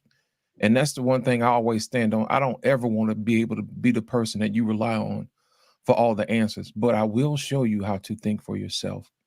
And the number one question you need to ask yourself is, why do I want what I want? And it is that deeper question which will allow you to navigate to the answers that you need for yourself. Because in the event that I'm not there, you can still have a basis or framework to solve just about any problem. Earlier, I was listening to Prototype talk about the hackathon and how, nobody showed up for the 10K. But my thing is what he said was that nobody even came to ask him for help. That would have been the first thing I would have asked him, like, look, I ain't never did this before, but if you teach me how to hackathon, man, I promise you, at least I'll be in the running. You see what I'm saying? And then if somebody had took the initiative to do that, ask yourself, what is it that you want? I want the $10,000. Let me ask Prototype, how can I get that? Go to the person who has the solutions. Because number one, he's the subject matter expert. He's done this before. He knows what the requirements are. He knows where you need to end up. But the problem is sometimes we don't like to humble ourselves because we look at failure as something that we ascribe to our personality and who we are. Well, here's the thing. If we look at failure as a tool to get us to the place where we need to get to, then we would embrace failure differently instead of looking at ourselves as a failure versus the problem as being using failure as a catalyst to get us to the solution. Thomas Edison found 1,000 ways for the light bulb not to work. All he needed was one. So my thing is we need to learn how to embrace failure so it'll allow us to make sure that we get to success, but not give up during the process. So that's my whole thing. I wanted to make sure that we get to the point where we actually teach people how to think for themselves. And that's it. Thank you. Lost in Translation. Oh, that was solid. Always good stuff, I swear. Yes, absolutely. All right. Who wants to Trey Ferg, did you want to add? I kind of want to add Lost. You want to go ahead, Prototype, and yeah, I kind of want to address the think. Can y'all hear me? Am I good? Yeah. Is it? Yeah. It's a little shallow. It's a little low. So I kind of want to address the thinking for yourself, right? I never found out to be a skill. I think that's more of a gift, man. Either you got it or you don't. I think more people are sheep than shepherds. You understand what I'm saying? So I just don't know how you can actually get people to learn how to think for themselves, because the people I know that were intuitive that way, They just had it, and I know like we share that kind of that mind frame, and it's easy for someone else, for like, you know, I guess anybody on the panel, it's easy for us to say, you just got to think for yourself, or you just got to be this way or that way, because that comes naturally to us. But how do you get somebody to think for themselves? It's just not natural to them like that. Some people are just sheep, and they're good at being sheep. I have an answer, but I want to hear what Lost in Translation, what his answer is. Let me ask you a question, Prototype. That's good though. I appreciate that. Prototype loves to give me a different way how to think, and I appreciate that because it allows me to sharpen my iron. Prototype, let me ask you a question. How old are you? Just 40, baby. Just 40. Okay, great. And at what age did you learn how to walk? 10 months. 10 months. Okay. Are you still crawling? Never crawled. Exactly. My whole thing is this: we learn by doing. You see what I'm saying? The more times we do something, the easier it gets. You know what I'm saying? I couldn't tell you the last time I crawled. You know what I mean? So how we learn how to think for ourselves is actually just by doing. You know what I mean? And just like, I'll give you an example. When I learned how to play the piano, I used to hate doing scales because I thought it was boring. It wasn't making a song. It wasn't doing nothing. But it wasn't until I realized that the purpose of scales was not for me to be bored. It was to build up my finger dexterity. And then after that, I learned how to read music. Then after that, I started putting it together. Then after that, I started writing my own music. You know what I'm saying? So it's one of those things where you have to learn each step along the way. Everything that you learn doesn't apply at that particular moment, at a particular time. But what you're doing is you're building up a catalog. You're building up a library of things that you can draw from. People learn how to do stuff all the time. So basically, that's what that means. You may not be gifted on how to think, but someone can teach you how to think by doing small bits and pieces at a time. Does that make sense? Our brains are capable of doing that, but yeah. Right. That's good. And I like what Prototype, you know, your question, or, you know, your response, good. But also Lost in Translation. I think that was really good. I'll end it there. That was good. Trevor? Yeah. It's 10 of us on this panel, and I'm going to start from age 18. Most of us, well, what I've seen over the last 25, 30 years, that by the time a young man come out of the home, they're already beaten down. They don't have the aspiration to go out and face the world and accept its challenges and build off of the challenges. One, of course, you know, by the time they turn 13, 14, had that big growth spurt. Mom, she doesn't really feel the need to focus on his character at that point. They're going to just transition into making sure he looked nice and he got the latest this and latest that without checking in with his character. And they're sometimes so defiant against the father that they won't even allow that relationship to build at that point. That's probably one of the most crucial times when that scrotum sac dropped from that boy. He needs to have that balance. He needs to have someone, and even if it's not the father, you know, if the mother chose a guy who's just out in the streets doing whatever, there are people in the community. There are people at our church that she goes to. There are some uncles, somebody, you know, somebody she works with. It can be somebody that can help steer him through those tougher times, who's a righteous brother. You know, he doesn't expect anything from her, but they're just so defiant to even give the child a chance to start regulating his own feelings and understand certain things at certain levels in life. You have to be able to accomplish them. And now here we are, we 30 years into this, and I cannot see a young man from age 21 down. He has no limitations on where he can go. He can travel the world by himself on his own dime. He don't need nobody's permission.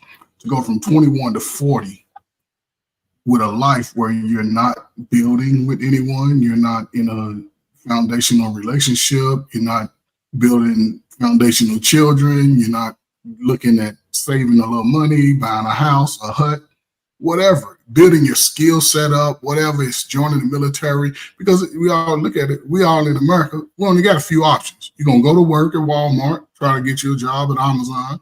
Then you got to learn a skill trade. If that ain't an option, you go to the military. If that ain't an option, you go to college. You got to choose one. There's no one solution, and nobody can tell you how to be the best version of you. You just have to take what is in you and not be afraid to ask questions along the way. Set ego aside. A lot of time our ego, get it, because not only are we having bad relationships, a lot of us ain't even going to the doctor. A lot of us ain't even getting the checkups that we need to live in the next half of our lives. So, if you want to get to those spaces, you have to take things in 4-year cycles. Every 4 years, you need to be reevaluating and checking in on yourself to get to a better place. You cannot just think, oh, it happened. Oh, you can't blame me as a man that didn't know your life growing up for your failures. Your failures are going to be a reflection of your bad decision or non-decision making that's going to affect you as you get older. All y'all, I hear a lot of guys crying about women ain't this, women. Yeah, women ain't that. So what? They had the same mothers y'all did. They had the same mamas. Their mamas let them do whatever. They're the same daddies y'all did. So how are you going to take control of your life at this point? Because we are in a critical situation in the world, not just in our communities. It's going to affect the world. The world is going to be totally different in 5 years. And if you're a young man or young woman, you looking lateral and not looking up, a lot looking forward, you're going to continue to go down this downward spiral. And at some point, when you age out at 40, 45, when you start going bald and start having to wear glasses and shit, and your hoo-ha ain't as popping as it used to be, and your breasts start hanging down, and your scrotum sack starts fitting over in your pants leg and shit, what are you going to do? Who's going to help? You have to take the time now while you're at your strongest and probably your most mentally strongest and challenging times, because there's no one correct way. And shout out to Mandrell. He said it last night, which I've always tried to tell the young man. You have to look at all 10 of your fingers, and you need to find a solution based off all 10 of your fingers. You may not need this one solution on your thumb today, but maybe 5 or 6 years down the road, as long as you got that in your tool belt, you can recall it, and it'll help you get past the trouble that you may be in today. And you better understand your decisions, what you do today, because we see a lot of brothers trying to figure it out after 20 years of being in the streets, selling drugs to y'all mama, to y'all daddy, to y'all uncle, to y'all big brother. So you got to look at that now, and now is the greatest time. The world is changing. America would not be the same for Black people in 5 years if y'all don't get a hold of yourself and get out here and start make things pop. Hey, Trey Fur, I had a question. You were saying that for the young people, 18 to 40, I think, you're saying you don't understand what it is that they be going through. How come they don't have a relationship? How come they are the way they are? You're saying that you don't understand? Correct. I don't understand. First, okay. And I'm not necessarily trying to take a shot, but it's speaking more to the whole thing. Yeah, I'm not trying to take a full shot. But they say the married people are people we need to listen to. And go find the married people, listen to them. The first step in problem solving is identify the problem. You just said you don't know what the problem is. How you gonna guide somebody you don't know what the problem is? I know what the problem is. I just don't understand why so many. Listen, exactly. I don't know what the problem is with certain individuals who really they don't look for solutions. It's a part of the growing process. There's no one book that will work for the mass population on how to be a great parent. There's no one book on how to be the best teenager you can be. You have to go through those experiences. And then once you go through them, you have to be able to evaluate where you could have made better decisions at. And then as you move forward, you cannot continue to go down those same paths knowing that it'll end to destruction. That's a lifestyle. That's the way you're actually thinking. Here's the thing, and I totally believe when you said meet somebody where they are. That's one of the biggest things that they teach in schools, social service. Meet a person where they are. Now, a lot of people don't understand this. If you meet me at a freshman, and I've been eating garbage for 15 years of my life, garbage, seeing garbage. I know porn, I know sex, I know drugs, I know all that, stealing, scamming, and you meet me, I have to expect that it may take by the time we get to your senior year for your light to come on. I can't just think that you're going to get it in a few weeks, a few days. I understand that this is a marathon. So when you come out of high school, I want to make sure, and I'm gonna still do my job to make sure I'm gonna give you all the options. And when I say go fly, you have to fly. And if you get stuck at one, you have to continue to try them all. Don't just, oh man, this ain't shit. No, because you may have to sit in a place for a year or two before you can advance. Just like in the military, you can't go in being no sergeant. You better put in 2 or 3 years and go through all the schooling for you to move up to that level. That's the same way in the civilian world. You can't go on a job and say, I'm a boss. Okay, look at your report card. I mean, you made all D's. Okay, I'm still boss. No, you got to go through this training. You got to go through it. It's just part of it. It's just part of life, man. It's just part of life. Let's have Groomman jump in. Thank you.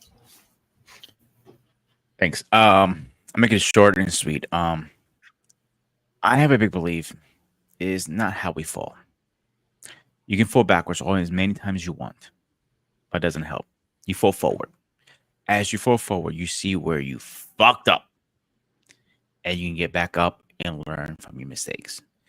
Mount Olympus is right there. You can go after it. It's not how you get it, it's when you get it. Every roadblock in your life is going to come past. I use me quitting vaping. I tried for years and years and years. I'm 8 weeks out by now. No nicotine, no nothing. That was the hardest 2 weeks of my life. You have no idea how bad I wanted to pick up that goddamn vaping vape. But I knew I was going back. Right now, I'm sitting at 15 pounds lighter. More motivated than ever. The only thing that's going to stop me is me. Need to stop making excuses. I know they always say, listen to your elders. But your elders are not always right either. If you had elders who was running the streets amok with 5 different women, with 20 different baby daddies and all this stuff, you're not learning anything. Learn from their mistakes. Don't always have to go to them. And stop looking for the answers in technology. Try to learn the hard way sometimes. Put it away. Get rid of your phone for a week. I challenge anybody. Get rid of your phone for a week. See what's up. Are you going to be able to survive without a tech for a week? Like the old school. I mean, like the ancient Greeks. Like sword in hand, digging away the old way. Are you able to skin an animal to survive? Are you able to survive off the land?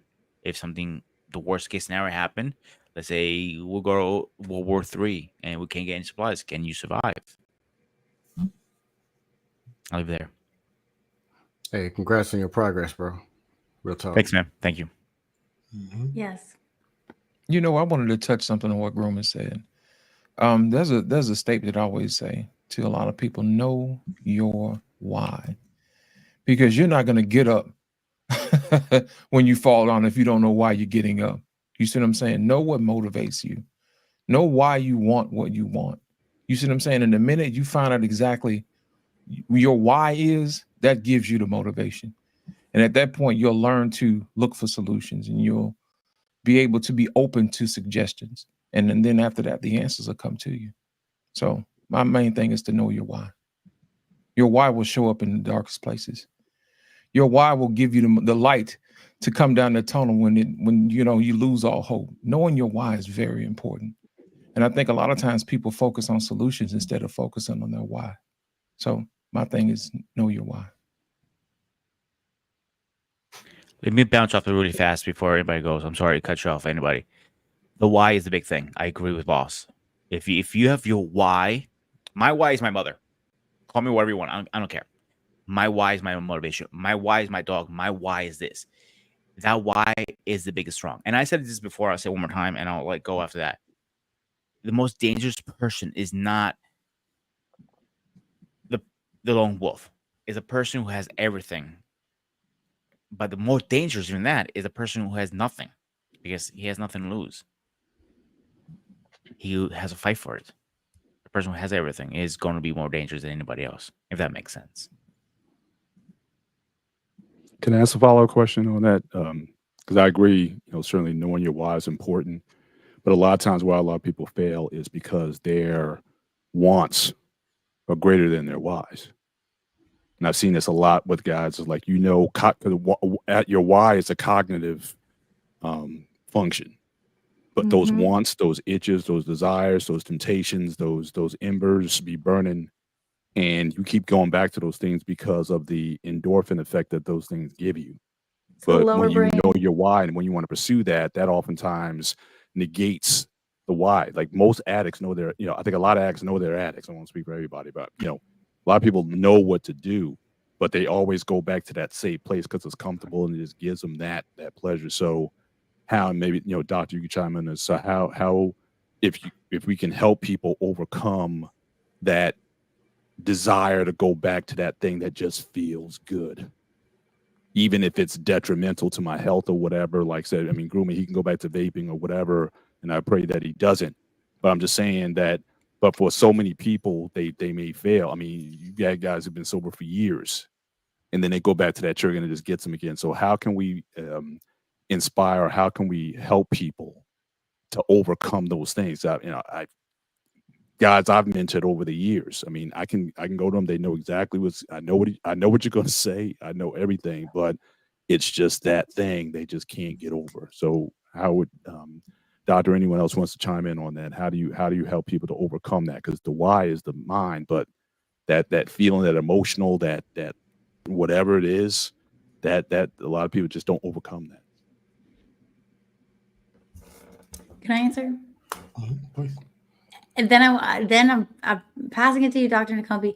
I think to overcome that is to expect those urges to be there, and that for those wants to be there, and you're going to have to keep in your the vicinity, in your sight, your why, whether you got to write it down, whatever, because when those urges are really strong, it's going to almost outweigh and you're going to forget your why. But so expect those urges, expect the wants to be there, and come up with a plan on how you're going to attack it, because they will be there. Your willpower is not always, otherwise you're going to be white knuckling it. It's not going to be sustainable. That's a great question, Mr. Bennett. Dr. Nakumbi, what do you think? Awesome question. A few things to consider. People don't always have the awareness of what's on the other side. It's like, it's not an experience they've had yet, or they've had some experience, they did well, and then they fall back to what they know. We default to what we know. I mean, that part's almost easy. And somebody was saying, I think that was you, Coach, about to talk about the pathways in the brain. And that's like an automatic, we just magically go back to what we know. Resistance to change. Resistance to change is huge. People think I'm joking when I say this, but my population that I work with, see how many people can stop self-soothing. And that comes in many forms: cigarettes, eating, drinking, sex, self-soothing. See if people could just stop. Because we'll bash other people about, you need to, but yet they still get their coffee religiously every morning. You need to, but they'll do X, Y, and Z. Your generation, but we're still using the N word, knowing how many people died so that word is not used. So we talk, but the resistance to the change is huge. How many of us actually listened to our parents or ran the streets? A couple more things to consider. What is the emotional attachment? Physical also, but what is the psychological or emotional attachment from the person I'm receiving from? If I don't trust you, if I don't believe in you, if I don't value you, how much am I going to really, and it may not even be about you.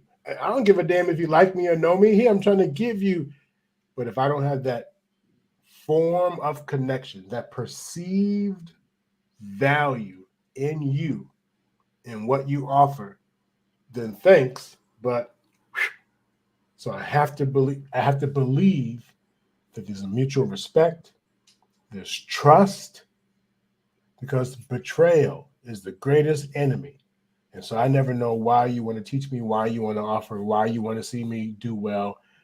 I'm used to being betrayed, so I have to have a sense of trust, belonging, connection. And then the last one will be lack of trust in myself. Coach K speaks to this, how what you were just speaking to. That lack of trust in myself. I don't know if I could do this. I don't know if I can do this. Double talk. See, you're not even, but you just said you don't know if you can do. I mean, I can do it, but no, I mean, but yeah, I don't know if I could do. You just said no. I mean, I can do it. It's just a loop, because of the lack of trust and faith. So for those who are more religious, when you lose touch with your higher power, it's a wrap. For those who believe in grandparents and parents are the higher power and do as they say, and you lost that connection, it's a wrap. And those who kind of on that solo mission, if you lost connection with yourself or lack of trust in your own journey, it's a wrap. That's my answer. Open to any thoughts. Mr. Bennett, did that offer any support for your question? Yes, it did. Doesn't make it any easier for the people who have to go through it, but yeah, that's but it's definitely that's why I find more the just going back to your original question, it's like you want answers. And again, it's like I've done it, I think Coach K was talking about with the training. I've trained people, I can tell them what to eat, I can, certain things. I can't be in your refrigerator, I can't be around you 24/7. And again, there's certain triggers that, when stress comes on, a lot of times people just go back to the things that, that again gave them comfort. Food is a major comfort for a lot of people. And so it's overcoming that is something that, yes, you've heard a lot of success stories with it, but I don't think there's a book in terms of how to, how it works for everybody. And unfortunately, don't overcome those things. We have to be realistic about that as well.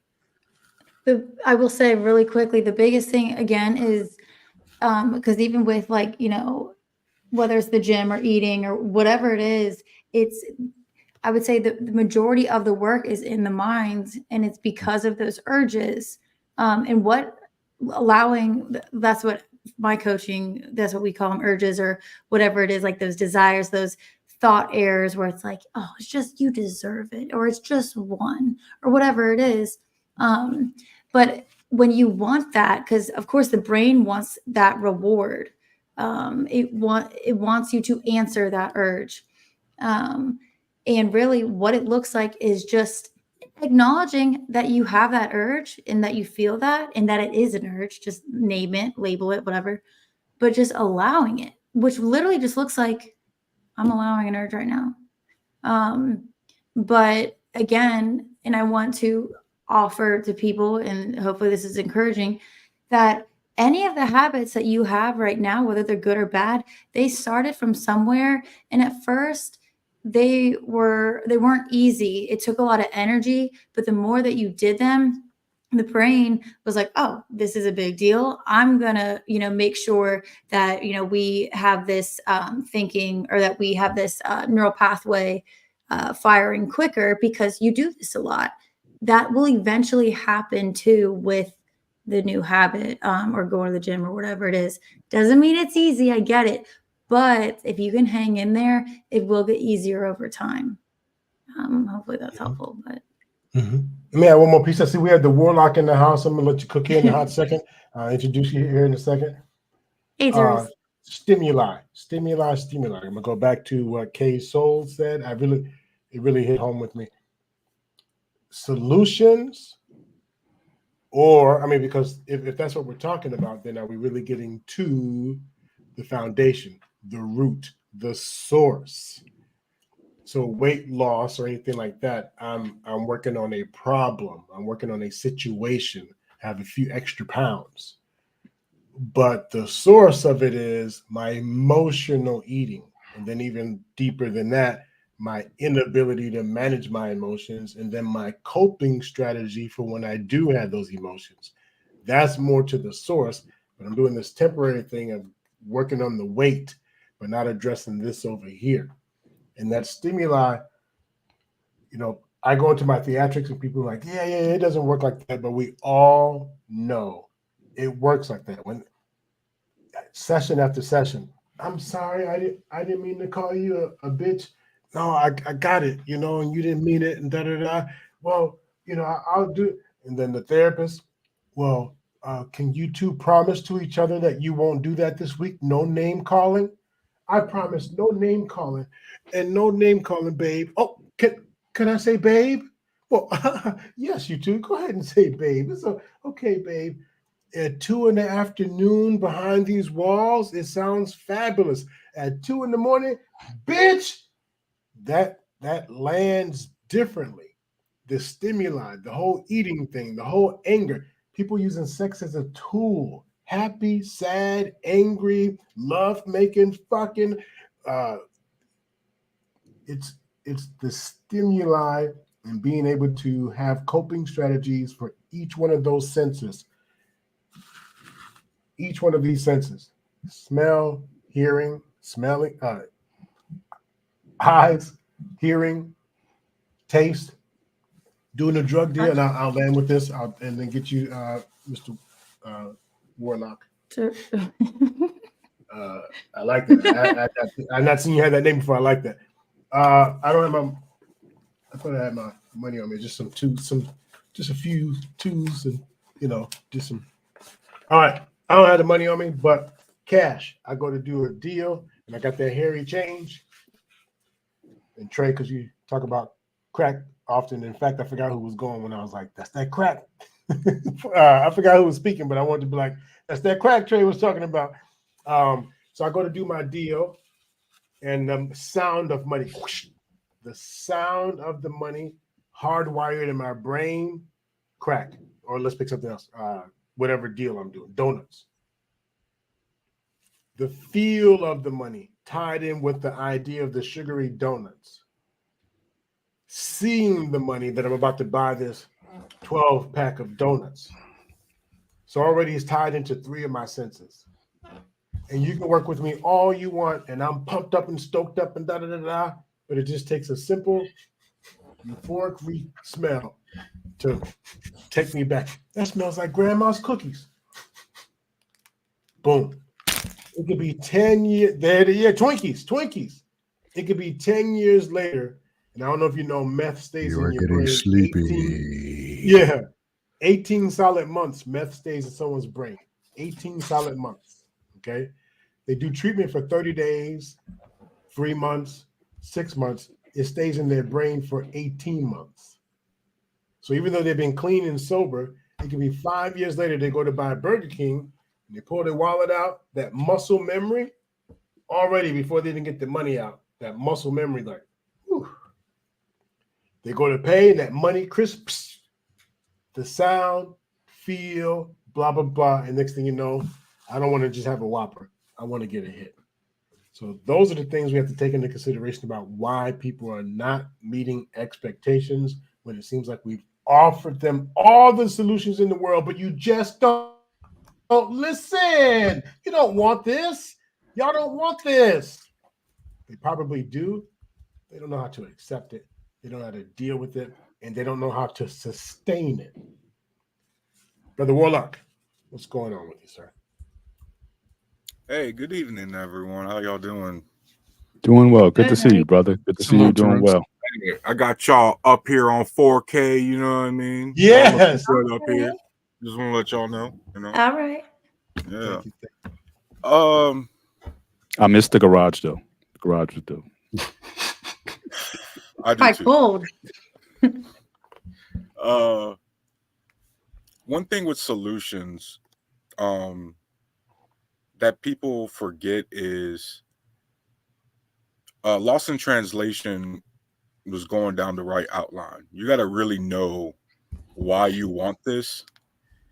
And then even further than that, you have to ask yourself, what do I want this for? Do I want this for me for the long term? Or is this just some short-term crap I'm trying to check the box on? Because your effort will absolutely dictate how you go about that. Let's be clear. Look at everybody on this panel. Did we not go out of our way to watch YouTube videos to figure out how to hook up the streaming stuff? How to make sure the audio sounds good? How to make sure the camera lighting looks good? People will find solutions when you actually want something, right? You will go out of your way to figure some crap out because it's something that you want to do. Now, a lot of the times, though, I think when it comes to solutions, is we're always looking for one reason why we do something, when in reality, you can have a bunch of reasons to do something. There is never one reason why somebody does something. For us men up here, there's not one reason we love our wives or our girls, right? There is multiple reasons why we love our girls, why we got on one knee and asked her hand in marriage. There's multiple reasons. There's multiple reasons we chose to buy that car. There's multiple reasons we chose to get a mortgage for that house or get a rent for that apartment or live in this city or go to that school. There's never just one reason. And so a lot of the times with the solutions, you need to just be able to pull those up. And I think it was Prototype had mentioned it before. You can't be scared to ask questions. And on top of that, we don't have to ask questions to other human beings anymore. You got ChatGPT for that. You got Google for that. You got Siri and Alexa. Guys, one of the things I do all the time is I go, Reggie, do you think about this? Hey, Siri, is this accurate? AKA, hey, Reggie, are you full of shit or not? Is this actually the truth? And then you have to actually be able to take that information that you just learned and apply it. You can't just take the information and go, well, it's not giving me the confirmation bias I'm looking for. So you just disregard it. Well, then the solution was in your face. You just didn't like the solution. So you claimed there was no solution.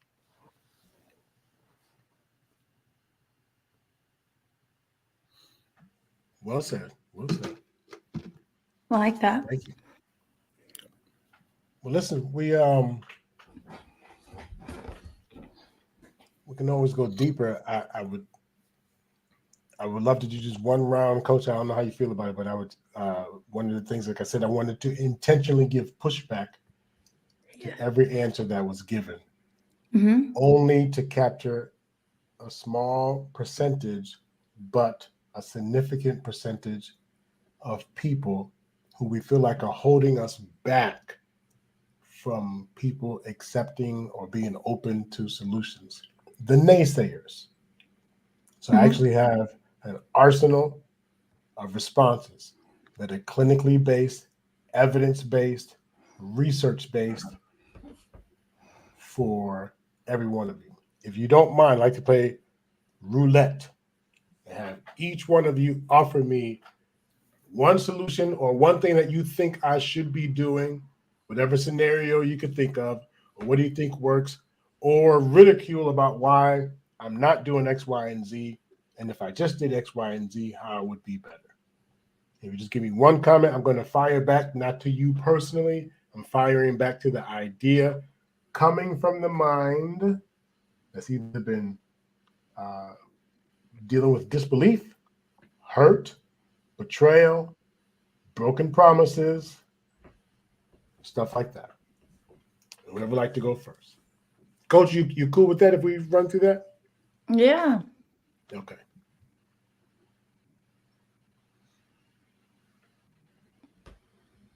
Because we say solutions work and we got all that. I mean, we got the answers and people should just go through. Well, doctor, what do you want a solution to? I don't want a solution to anything. In fact, you think I need a solution, not me. Hey, doctor, what's currently ailing? What's your biggest pet peeve? What's ailing you today? Yeah, I don't know. That's that old talk stuff about pet peeve. I don't really have any pet peeves. I mean, we all have things we don't like. Isn't there things you don't like?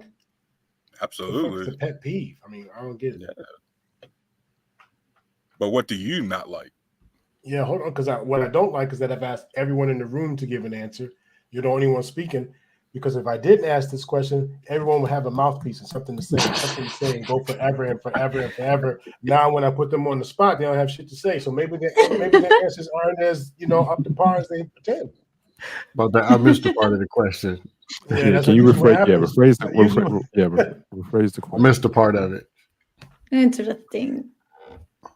So there's a percentage of people that when I listen on YouTube and they say, why are people not listening? Why are people not inviting? I said, there's a small group, and this is where I think BMU was going with it. people should only be speaking to it if they have something to bring to it, some experience, something, because if not, people intentionally throw in this additional stuff. They throw in poison. They throw all these kind of ideas because of their bitterness, because of their feeling betrayed, dealing with broken promises, dealing with mistrust, all those experiences that they had, that no matter what you bring, all of a sudden it's a myth. And all of a sudden it's not true. Now, there are some things that are absolutely not true. Correct. Not all Black people are going to just go crazy and need not stop. So there are some things that are just not true. But I'm talking about the people who are so fragile and so defensive that they'll just shoot down every possible solution. I want to give you what's under their hood so we have a perspective, so we understand that they're not doing it on purpose. I'm not excusing them. But you don't know if they're not doing it on purpose or not, though.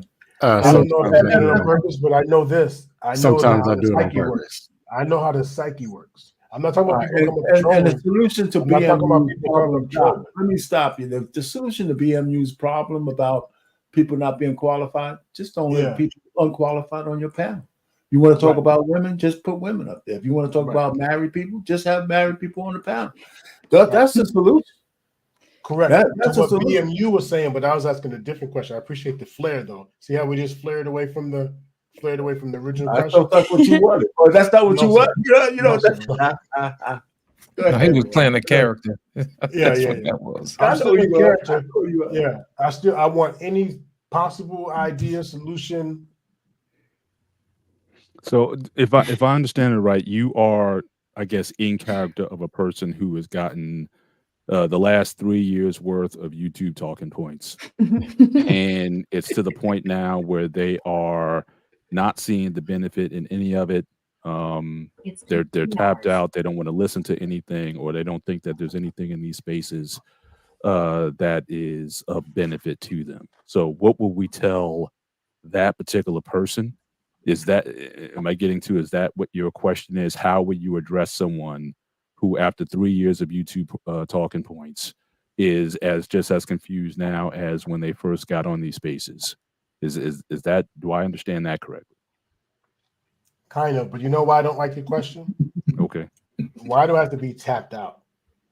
Just because I don't. No, I'm believe just your ideology or something, I'm why reading does the that have to be energy tapped out? in which you phrased the question, and you sounded like someone who was just again frustrated with I'm not frustrated. all of the I'm chatter not that has frustrated. gone on, and you're at a point that I'm just reading energy, bro. So So again, I'm they're just a going off what person you told me. who doesn't want solutions, right, Doc? Well, I'm not saying I don't want solutions. I'm just trying to say That's a presupposition. I'm not I saying. don't we get perceive I'm not that at saying all. I'm frustrated though. I didn't get that It's at all. disingenuous to assume how I feel and to tell me how I feel. That's why people get pissed off when people tell people how they feel. You and theatrics. Now, right now, I thought that's what you said. I Right, thought that's what you pause. said. So, Right, pause. all right, so then You notice clarify. right So then now I'm focused. clarify what you meant then, because that's how I perceived Yes. it. So help me understand your point better. Then rephrase. I love that. So, ladies and gentlemen, hopefully you caught what Mr. Bennett just did. I was intentionally shooting this flare. How many times have we watched where someone just locked in on the word, locked in on the field? I'm not. No, you said I'm frustrated. You said I'm frustrated. No, blah, blah. Coach K jumped in. No, I just don't like the fact that he said I'm frustrated. Had nothing to do with the question. It was a very good question, but I'm taking it so far left, not on purpose. I'm really locked about. So what looks like, see, you don't want answers. You're still talking the same stuff of 5 minutes ago. And it appears that they're locked. But some people get emotionally triggered for real, for real. I think Mr. Bennett's question allows me the space, and we don't always have to kiss it. Oh, well, I'm sorry. I'm not talking about that. I'm talking about the part when you said, well, then tell us what you tell us. That part. Tell us. So again, I'm just pushing back on purpose. So back to character. Yeah. So I'm not going to tell you because I already said it once. I'm not going to keep repeating myself. You need to clean your ears out and get it figured out. I've already answered once. So then we're not going anywhere because I'm still confused about what you're asking. So we can we can stay in this position and we can go our separate ways, or we can start again. I'm willing to stay here. Yep. And let's start again, and let's start this thing over if you're willing to. But if not, I bid you a good night. I appreciate that. I'm just happy you took ownership by saying you don't understand. At least we know who's the one that has the lack of understanding. I appreciate your ownership. I respect that in you, brother, for taking ownership that you're less than. Cool. I still love you, though. I still respect you. That was some serious sign language right there, but okay. I'm being quiet because I just want to troll, so I'm gonna just be quiet. Yeah. But see, well, doctor, based on your wonderful understanding, what is your concerns in the future consuming this content? Here we go with this shit. Y'all hear that? About the y'all hear what? Dude, what? Where are you coming? Like, damn. Are you trolling? No, sir. That's a legitimate question. But I'm not. Come on. What future? What future? What future? That we all going to turn into one type of, which is one gene? I mean, what future? We're talking about. He's going to some future talk. I'm not even The talking future you envision. Yeah. What do you want to happen with that future? All y'all be gone. First of all of y'all be gone. if Does that include the women you can't get? Well, those two, because you know what? Look, I'm not even gonna get started about them.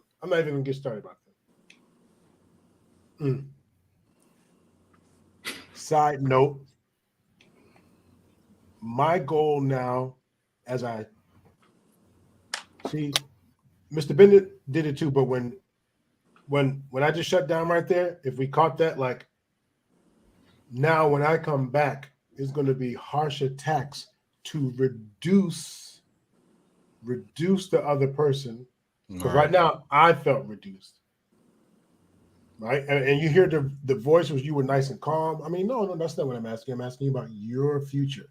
Whoa, he's asking about me. Remember, I'm talking about a select group of people, not all. Well, shit, we always got to talk about me. I mean, I think that's a setup. First of all, we always got to talk about me. I'm always the one. Hint. I'm always the. What's that a sign, Coach K? I'm always right. I'm always the one that has to. So right there, gentlemen, ladies, we're not even on the same playing field in the conversation right now. We'll spend 30 minutes in YouTube space arguing right now when we're not even on the same page right now. Doc, what's your opinion, the best way to diffuse a conversation that ends up going down that route? In your opinion, what's the best way to diffuse that? That's a good question. If you really want my opinion, hit me up in the back channel here. Sorry, Coach, I heard you. Yeah. Why not join in? Medic, what's up, Lou Medic? You came just in time. We were looking for some medics to help, because I was slicing and dicing every little thing that comes my way, only speaking from a small population of people who don't feel heard, don't feel acknowledged, don't feel understood. And when I try and do something my own way, I get pushback. I get told I should be doing what I should be doing from 60 years ago, 80 years ago, 20 years ago, 10 years ago, when y'all not even hearing what I'm saying just 10 minutes ago. One thing I want to say is, let's take, maybe certain people come to mind when, we're thinking of those who act like this, or even like Dr. Nakumbe's theatrics remind us of someone or whatever. Let's say, keep that person in your mind. What they're doing is neutral. Let's say it's not positive or negative. They're just doing it. They're just being. How do we want to think about it? Like, how do we want to interact with them now? Because it's up to us to decide in that moment. It's not positive or negative. Well, since a lot of it just depends on your, I think, your expectation. Like, this, sometimes my daughters just need to vent. Like, they're not looking for an answer from me. They just need to vent. So as long as I understand that, okay, so this is, you just need to vent, then that lowers my expectation of trying to intervene or try to save the day or try to come up with an answer. So I'll give you sometimes you just give them the floor, and then once they've had the floor, now I say, okay, can I say something now, or would you want me to address your issue, or did you want to do that, or do you want to get together at another time? So I think you still have. I think for me with my daughters, I still try to hold them accountable to allow them to express, but then also set an expectation that, okay, well, when do you want to discuss? So I think that's helped me in that situation. But sometimes people just, want to be heard and just want to get stuff off, and they don't want your 10-point solution. Sometimes just let them get it out because no one else is listening to them. Ara was just saying that too. Ara in the chat was saying sometimes people listen to give you an answer quickly, not even listening to your whole thing, listening just to give a reaction. Hey, Coach K, based on what you just finished saying, Mm-hmm. have you ever run into a situation where you actually was able to break through somebody who maybe had that doomer mentality, where no matter what, there was always something? Have you ever been able to break through someone like that? Absolutely. That's honestly my favorite. I have temporarily. My Not favorite long-term. thing. It's because it's just a mental trap, really. I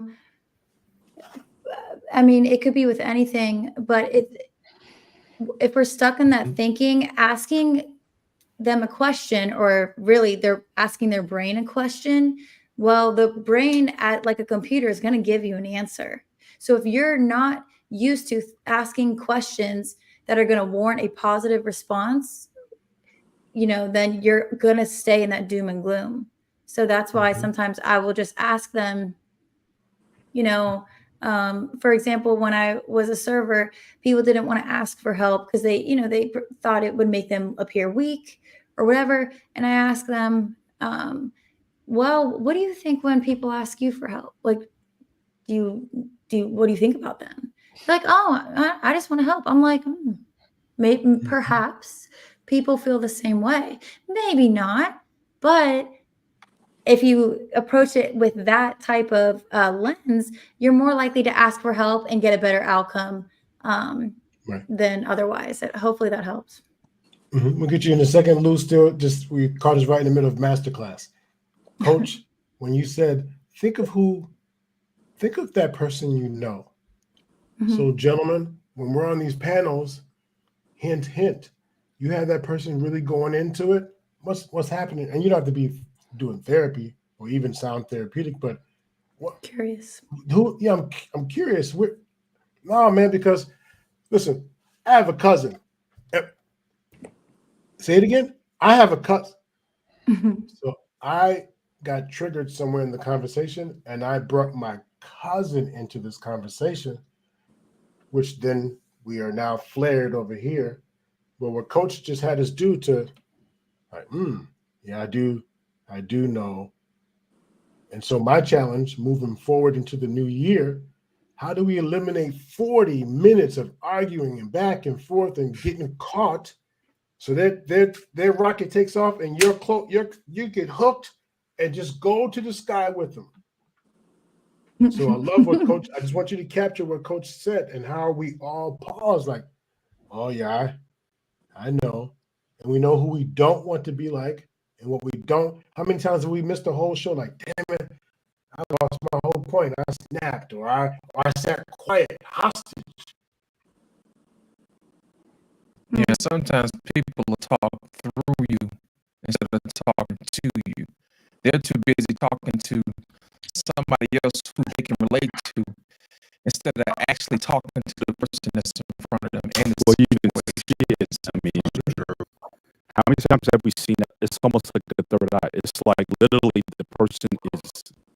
their eyes are looking as if they're looking at the person that they have to disagree. I'm like, are you got transported to another place, but literally it's like, you're like that person's right there.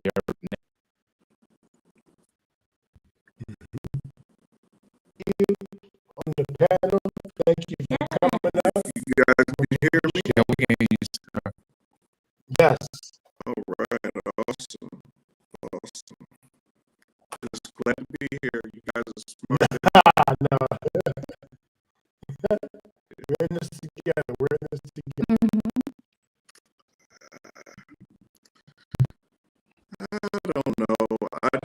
trying to help people get through something or trying to help people to succeed at something, I think you have to be a very, very good lens where people have they kind of have the right thing to say. They kind of have this whole script, but to make themselves to be kind of keep talking and keep talking and keep talking.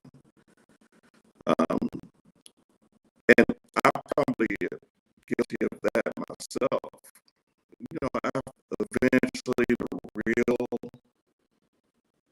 person comes out, the real desires come out, and that's when you can really start real with you. And sometimes that comes in the heat of argument too, you know. And if you don't have that, then you're the regular cookie cutter type stuff, you know.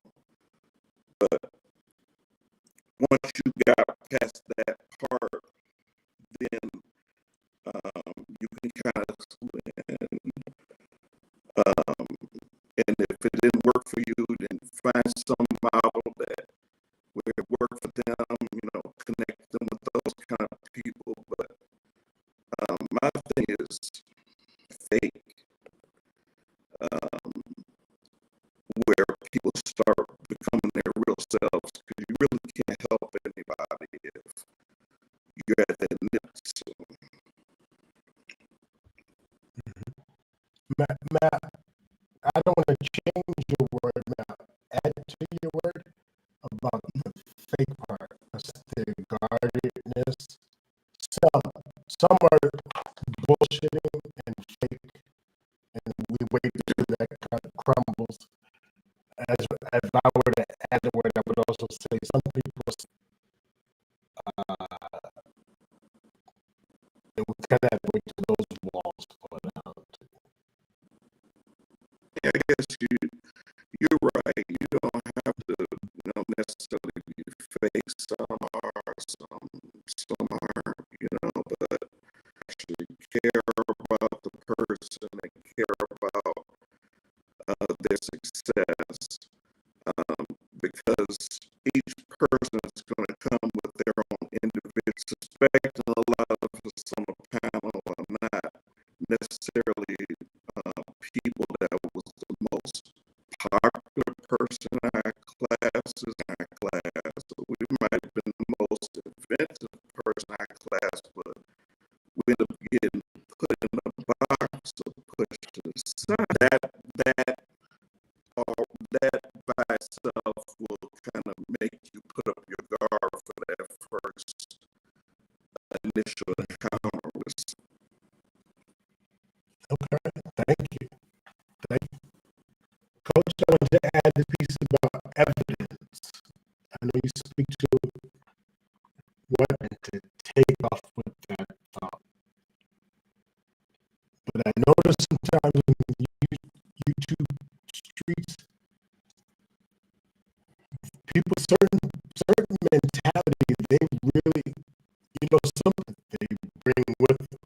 We all do. We all do. But I mean, some do it and they don't understand that they've been triggered. They're reactionary, and then they're more into a traumatic episode than behavioral. What do you say about those who really believe that when you said Christiana, now I ain't gonna be talking about my mama? What, dude? Now there's a portion of people that laugh. Ain't nobody said nothing about your mama. And the second someone's trying to console me, the third person on the panel goes, "Oh, he said your mama." So now I can't get past it. So any suggestions for when content providers or hosts or anyone on the panel, when they themselves are dealing with it, or when someone on their panel is dealing with it? Either I'm a guest and I got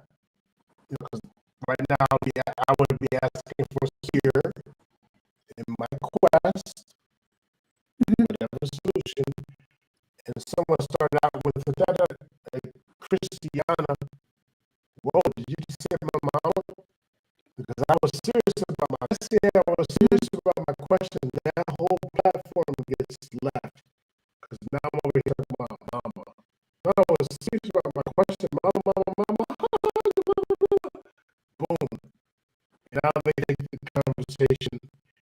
So any suggestions on helping with when people spiral with no evidence to why they are spiraling? We think there's no evidence. Right.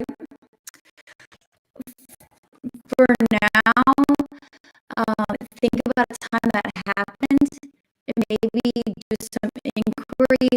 What was going on there? What was said? And what was going on there?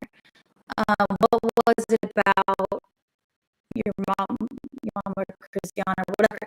What was said? Why? Things like that. But it happens in the moment after you've created some of that awareness.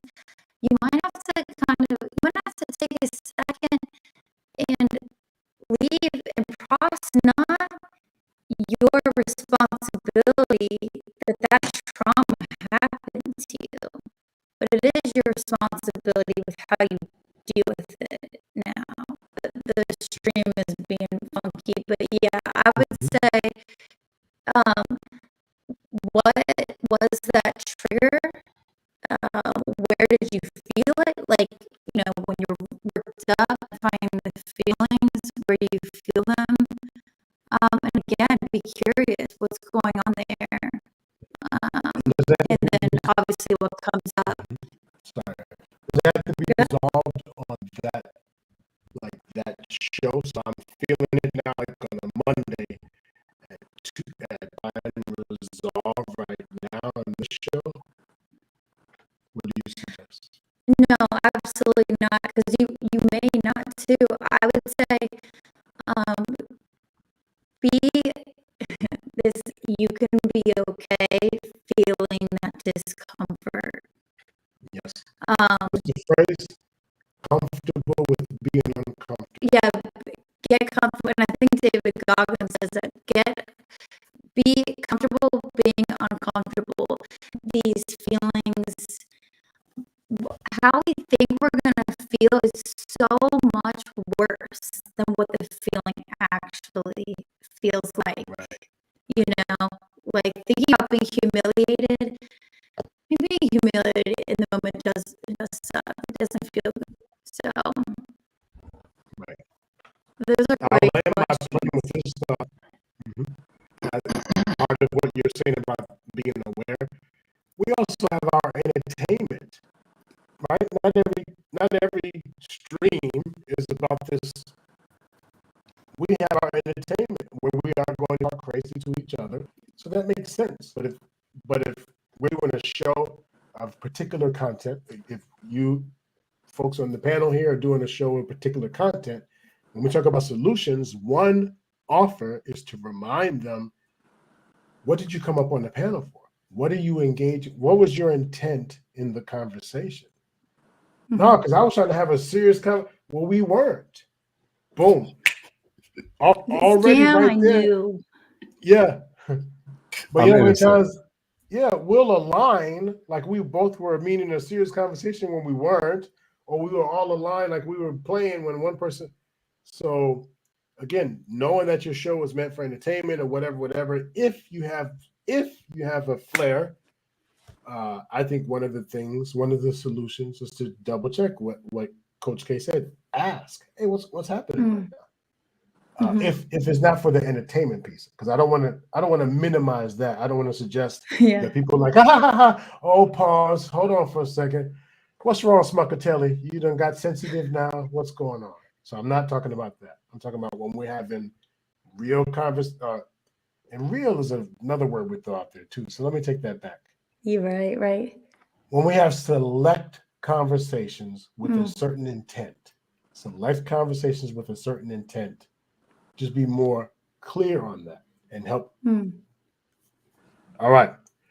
So let's do Any other questions about what we just said from anybody? Questions about what Coach K and I just offered? It's not written in stone. It's just a perspective. Any questions about it?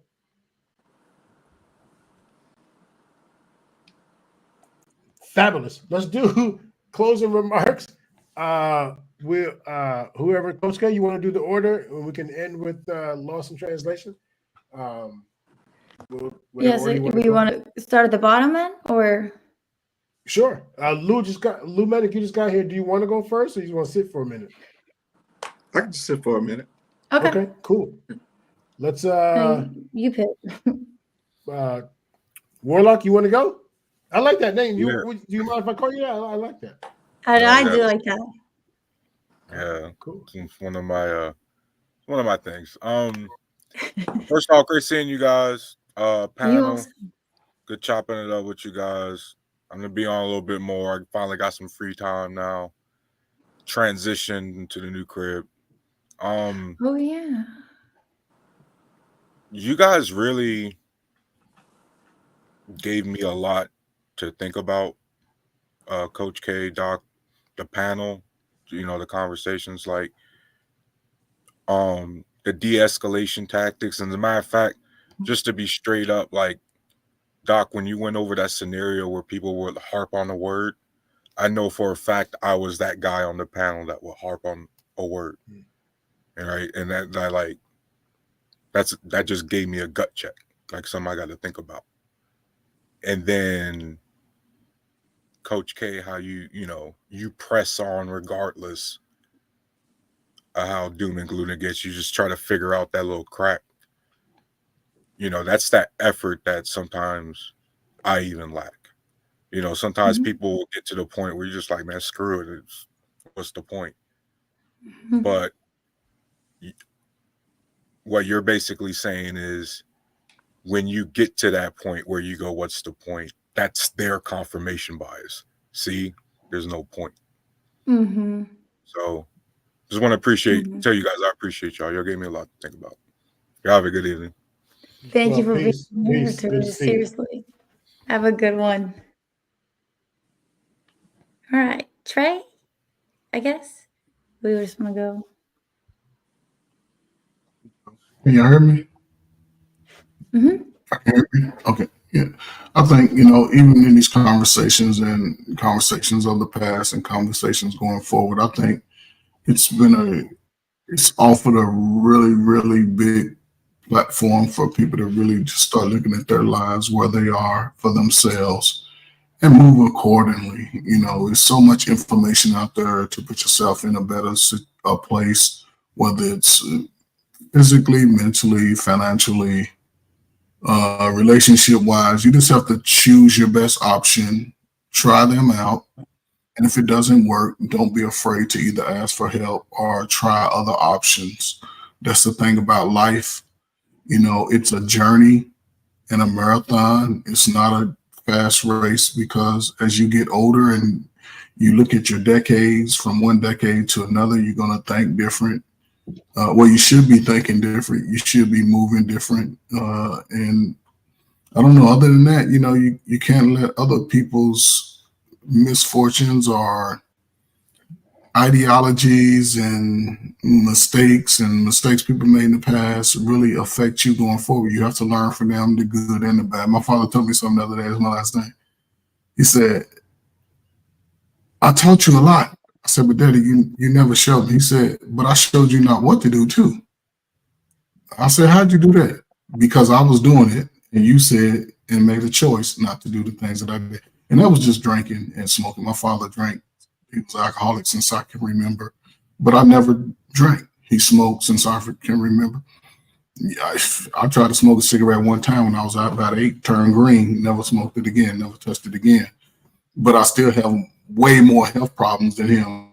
4 strokes, 2 heart attacks, about two things of cancer. And I'm now getting to a point in my life where my body's starting to just break down for the effects that I've done as far as military and sports like that. So, but I still have to make the choice to do the right thing for myself and my family going forward. That's the only way I can protect my family, is being here and being productive in my life, so those that come behind me can see the work that I've put in. And, other than that, man, life is beautiful, man. I appreciate y'all, the panel, everybody, all my bald head gang. We always strong. That's what we do out here in these streets. Thank you, Trey. Thank you, brother. Thanks for Thank being you. here. K-So? I'm gonna be honest. I don't like the way y'all rub your heads after you say that. Oh man, huh? I noticed that too. It's like a cult. Yeah. It's like a gang sign. All right. So I don't have a lot to say. I think a lot of people have said a lot of very profound, accurate, and insightful things. I would say, just to repeat what I said earlier, when you're giving a solution to someone, your goal should be to pinpoint what you are giving a solution to, instead of just trying to like throw out solutions because you have all this wisdom. And you can have a lot of wisdom. You could be right about a lot of things.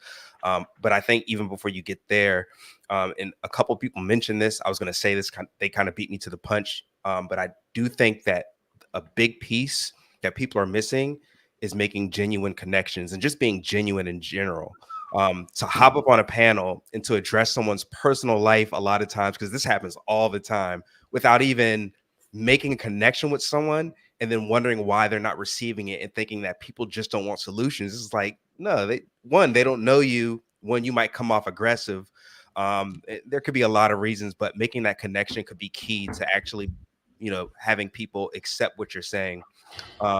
And I think even before you even get there, I'm gonna go back to what Lost in Translation said. You have to start with your why.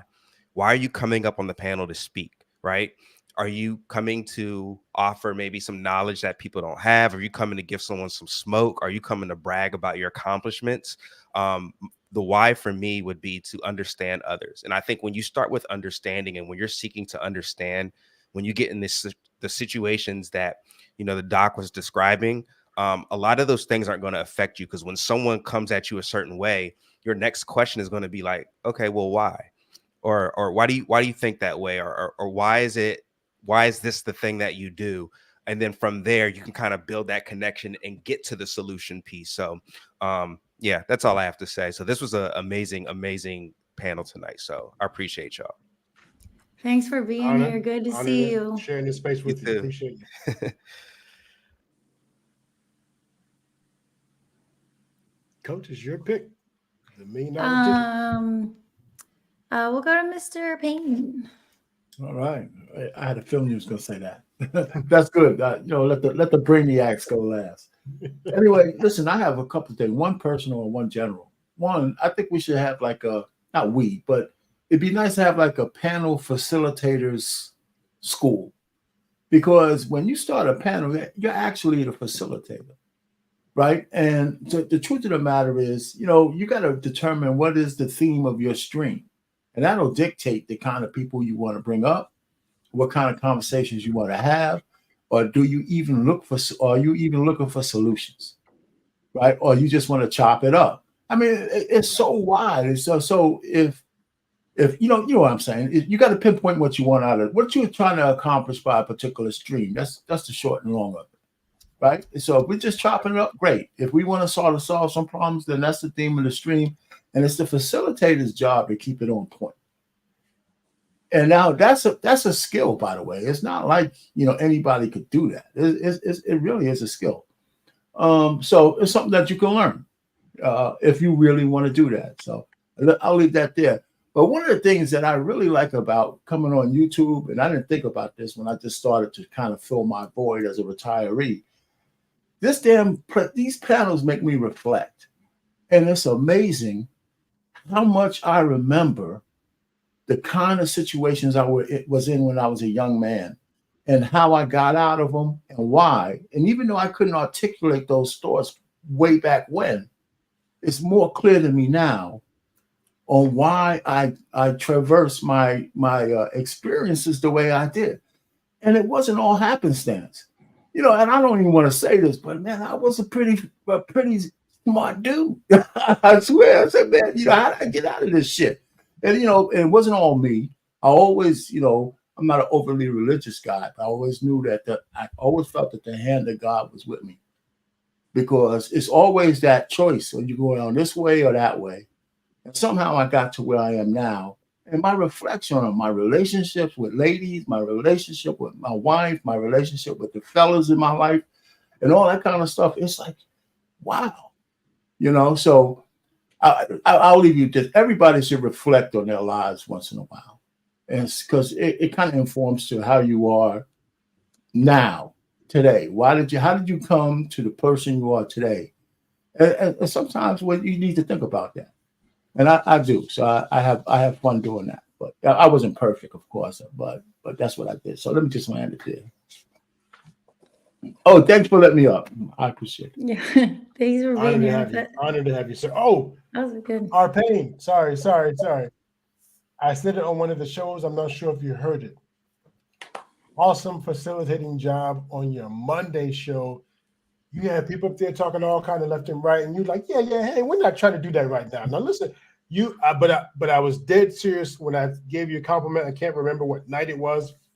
I wanted to give you your flowers and tell you last week. Awesome. Was it last week? I think so. I said next time I see you. I appreciate that. Yes, sir. I appreciate it. And that's right. I don't even say it enough, but that Monday show I'm getting, and thanks to BMU for letting me have that. I mean, I just come up with some themes from my own channel, say, hey, what about this? What about this? Yeah. And so far he accepts what I come up with. So I appreciate it. Well, I think you do a good job. That particular show I think was about the boomers, and I just love the way you facilitated it. So I just wanted to give you your flowers. Thank you. Mm-hmm.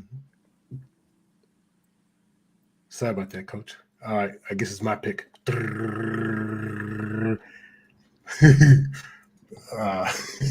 Dust.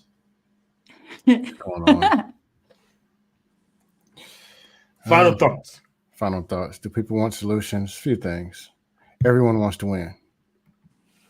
I was in Dominican Republic last week, and I was eating some food, and a cat, the same position. Just I remember as a kid when cats want food, they get in this position, look up at you with them baby eyes. Just dogs do the same thing, begging for food. If you feed them, you teach them that behavior, that this position in this spot. And I assume this cat would have spoke Spanish because I was in DR. Same thing. That would mean that behavior must be a taught thing and is universal because we're all animals, humans also. So if you want to look at why people are the way they are or aren't the way that they are, you probably see it somebody with what it was that they were taught or not taught. Or if people are usually taught the same thing or taught not to do the same thing, and some people are running crazy, something must not have been taught. So what could interrupt the teaching process? Emotional abuse. Shaming and emotional abuse interrupts and forces people, you're not supposed to be this, get in this box and be something else. Just like taking a cat and telling them to bark like a dog. Interrupting while they're a child, their actual thought process, instead of navigating and growing through it. Nope, fix it now because you're not supposed to be that. Cheating them out of a personality or beating the hell out of them. Physical trauma or yelling at them and all this other stuff. Or the worst hidden thing, neglect. That's hidden trauma because you don't see it because it's not even there. So why are people the way that they are?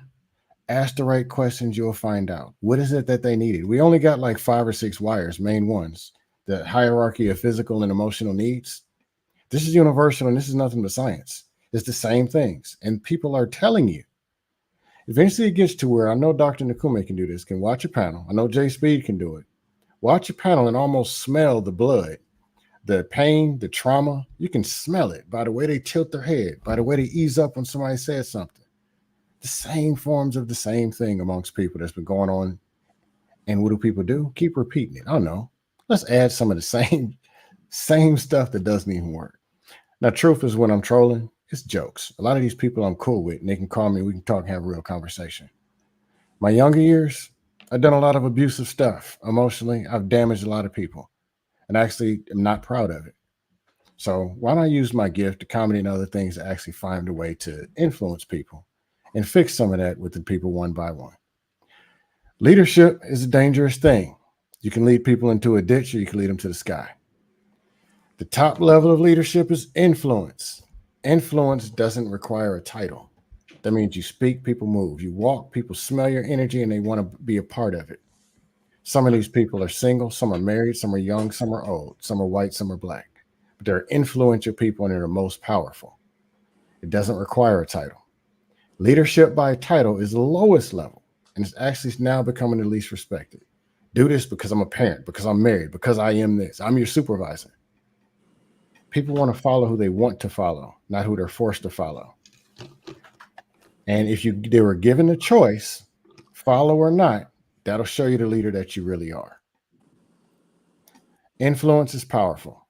Unfortunately, some of it's in the bad hands, and I'm not taking a shot. Shout out to BMU. This is not directed towards him.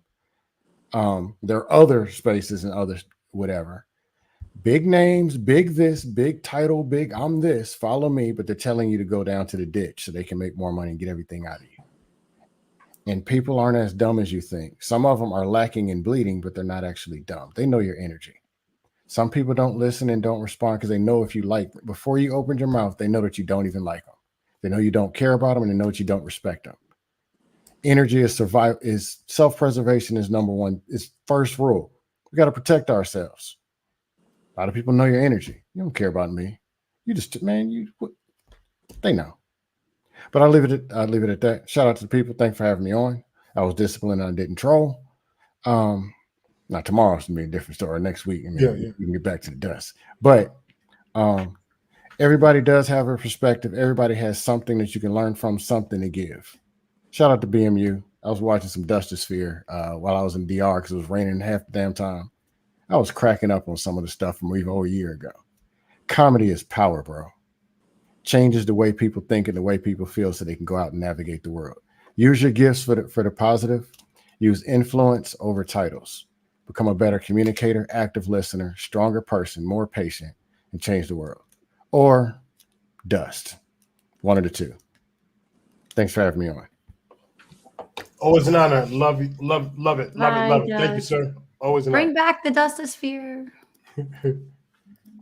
Real quick, just for those who might be jumping in on the show right now, we're at the tail end in our final thoughts, but welcome to the Black Man Unfiltered Network, where Coach K and I are breaking the myths of mental health.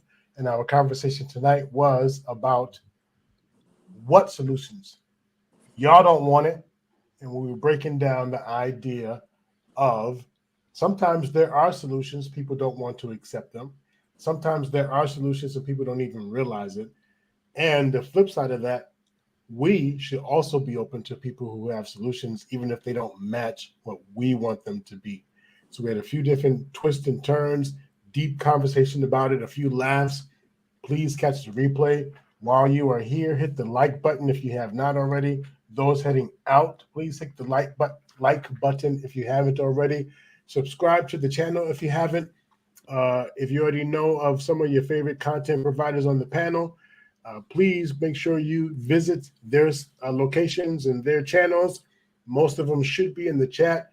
If there are new people on the panel that you see tonight, you've not heard from them before, please check out their content. And I've asked at least 5 people to like those channels. So please support the network and those who support the network and those who support the network and support the support. All right, we're in this together. So we are in our final thoughts. So thank you for being here. And Coach K, who we're doing next? And actually, we can leave it up to that after that. We'll just kind of leave it to them if you want. Who was going next? I'll go next. Oh, no, go ahead. I'll go next. You the OG. Once again, I've been edified tonight by just the varied opinions here. I learn best when I see and hear different points of view, different conversations, and some things are going to hit and some things not. Trey, when you were talking about your dad, I had the exact same dad. I mean, so again, a lot of what I learned was learning what I didn't want to be. And that was kind of my, start. It took me a while though, before I started to be able to craft what I did want to be. And for a lot of people that takes place later. Like I said, I didn't really start feeling good about myself as a man until I turned about 40. Because again, the start that I had, the upbringing, that I had with my parents didn't have a positive self-image for a lot of years. So a lot of it was just trying to just stack some victories. But I can certainly tell you that victories in itself can be also like a drug also.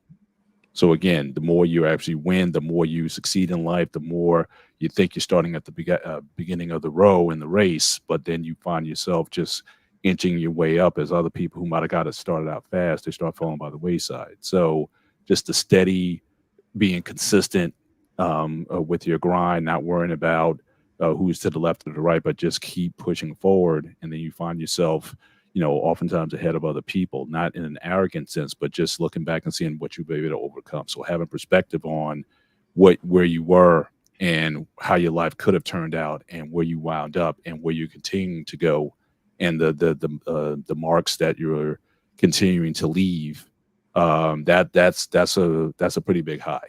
And so, for me, a lot of that comes from, again, listening, observing, seeing different types of debate. The worst debate you can have is getting somebody on a partisan network and they bring in the person they can easily beat. Certainly having somebody you can really see the points in both perspectives, and then you take that time to really form your own opinions off of a well-informed debate. But I've never liked it when you've had debates that have been stacked to the host's favor just to get likes or clicks or say, get off my show because I won the debate. So for me, in these spaces, I've always come to this simply as honestly as I can. I don't believe in necessarily offering prescriptions or even advice. I just offer perspective of someone who comes from my background. Some people you can relate to my background, some people who can't. But if you can take some nuggets from what I've been able to overcome or what I'm continuing to do, that's edification enough. And so that's what I want to bring to these spaces. To keep the conversation civil, to respect the differences in that people bring, whether it be political or religious or whatever, to learn from everybody. So again, I don't have this generational thing. I mean, I'm a Gen Xer, but I can learn from the Gen Y. My kids teach me all the time, and same thing with millennials and as well as the OGs as well. So what's helping, I think, to keep me young is having that open perspective. I think, my main thing is I want to grow wiser. I don't want to grow older. And so as long as I have that mindset to listen to all who come to the table, then I think that helps keep you young as well. So for those who are out there, I would just encourage you, keep listening, keep finding, one day you may find that message, someone maybe just drop something innocuously and just say, hey, you know what, I can use that. And then work it and try to stack those victories that, again, get contagious after a while. You just keep winning and when you just keep checking all boxes and whatnot. So for every year that I go on, I feel better about myself. I've overcome this. I've overcome these obstacles in my life. So that's where I want to really contribute to these spaces. I enjoy being one of the squares. I look at this like Hollywood squares. I love being one of the squares. You could put me in the center square. I'll be the constant guest. But where I can land a point that resonates with people, I appreciate the feedback that I do get, but I'm not trying to sun anybody here. So say I'm wiser than thou. But let's as a community, as people of goodwill, which I see a lot of people in these spaces trying to do good things by all people. Let's continue to pour that energy out there in season and out of season, and for where it lands in people's hearts or whatnot, let it germinate in people. So thank you again, Black Man, for this platform. Salute to my 7B brothers out there, and let's continue to grow in number and in mass, and enjoy and encourage other people to consider our cause and our movement, that we can free people follically and hopefully even stimulate more ideas out there in these spaces. So I appreciate all you guys. So you guys enjoy your holiday season and with your families and whatnot. And until we meet again, God bless. You too, You sir. also. Thank you. Thank you, Always Mr. an honor, sir. Bennett. Be well. All right. Yeah, shout out to Doc and Coach K and BMU. I'm appreciative of being here just to just to kind of hang out for a little bit. I was just thinking that when it comes to solutions, that many times it's more frustrating to try to give advice versus just counsel somebody through something where usually you have the solution inside of you. There are a few that would like a plan, and that's okay. That's okay if you don't really have a vision and somebody can pour a vision into you. That's perfectly fine. But for a lot of us, we do have some type of vision. We have a goal that we want to reach, and we just need someone that can help encourage us or help to direct us in the right way so that we can actually come to our own conclusions, and versus advice given, because I've tried to tell people many times,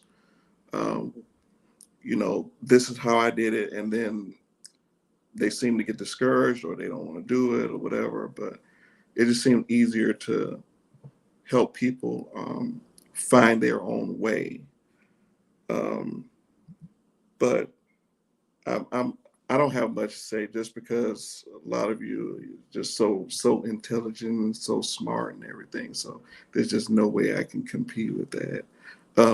But yeah, obviously, Lou Medic, that means I'm in the medical field, been in the medical field for a long time. But I don't see that as something trying to make myself higher than anybody or anything. That just means that I put up with a lot of punishment all day long. Just like if you were a plumber, just like if you were an electrician, you're gonna go through some people that don't like you very well, but in your heart you're trying to do something. So, but I'm just glad to be here. I'm here because somebody asked me up. So I'm gonna try to come more often. I just been super busy, so. But shout out to everybody on the panel.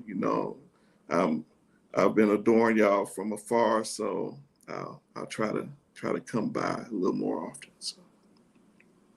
Well, thank you for joining the panel. I have noticed you've supported the channel for a long time, so it's cool to see you pop up on the panel and join us. So thank you. Yeah, no problem. And I've always appreciated your wisdom and what you offer to the chat. Yes. Thank you. Yes. Always have something to offer. Whatever that smart stuff you're talking about, okay, I'll honor what you're saying. But please know I'm humbled sometimes by your insight. Like, oh yeah, good point. So I encourage and ask you continue. Thank you. Thank you. Yes. Thanks. And thanks for coming up.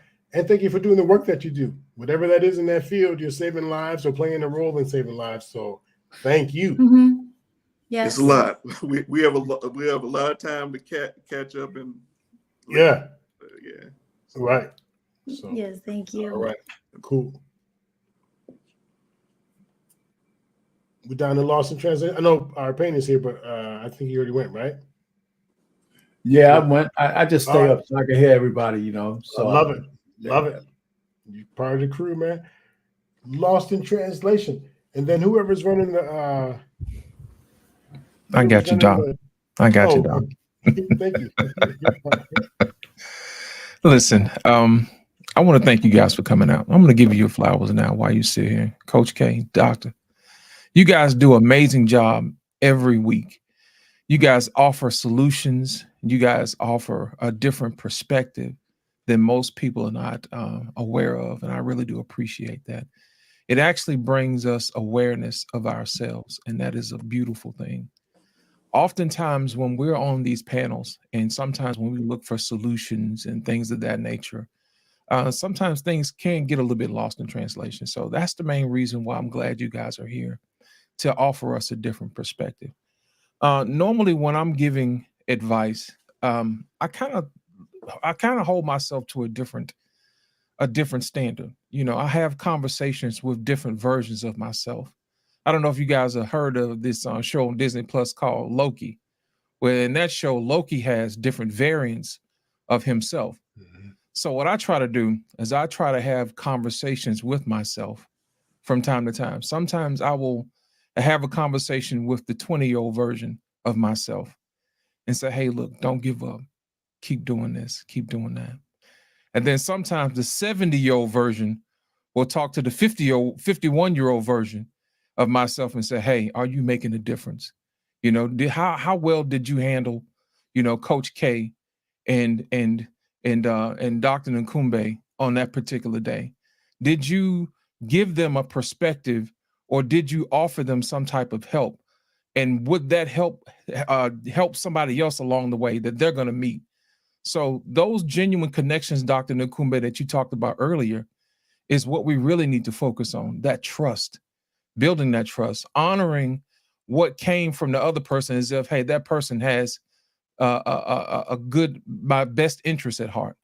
And I think when we start developing those connections, then it makes it easier for us to transfer knowledge and wisdom. Anytime we get on these panels, this should always be coming from a place of good faith.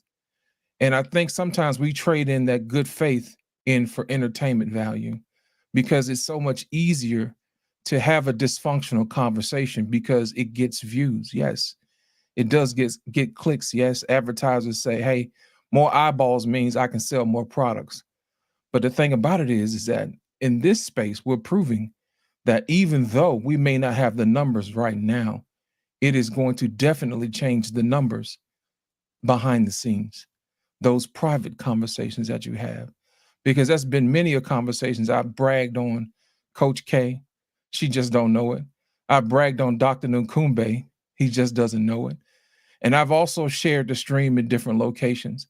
And that's the reason why sometimes the numbers may go up, because they're going to hear, you know what I mean? Sometimes people don't always want to come to see me talk. Sometimes they want to come see Coach K. Sometimes they want to see Arpain and Dr. Nkumbe. You know what I mean? I already understand that most times the things that I say may not land on people a certain way, but I have to make sure that I at least try and get the word out, because everybody today offered a perspective that added to the toolbox to everybody else. And I think it is that buffet and that smorgasbord that we participate in that allows us to leave a little bit more full each and every single time. So with that being said, I want to thank everybody for coming out tonight and allowing us to feed you and allowing you to feed us with the questions in the comments so that we're better each and every day. Doc, Coach K, thank you so much for having me up this evening. As always, a pleasure. I want to make sure I give you guys your flowers while you're here. And thank you for doing the work that you do. I really, really do appreciate it. And thank you to Black Money Filter for putting in the work every single day behind the scenes, making shows like this possible.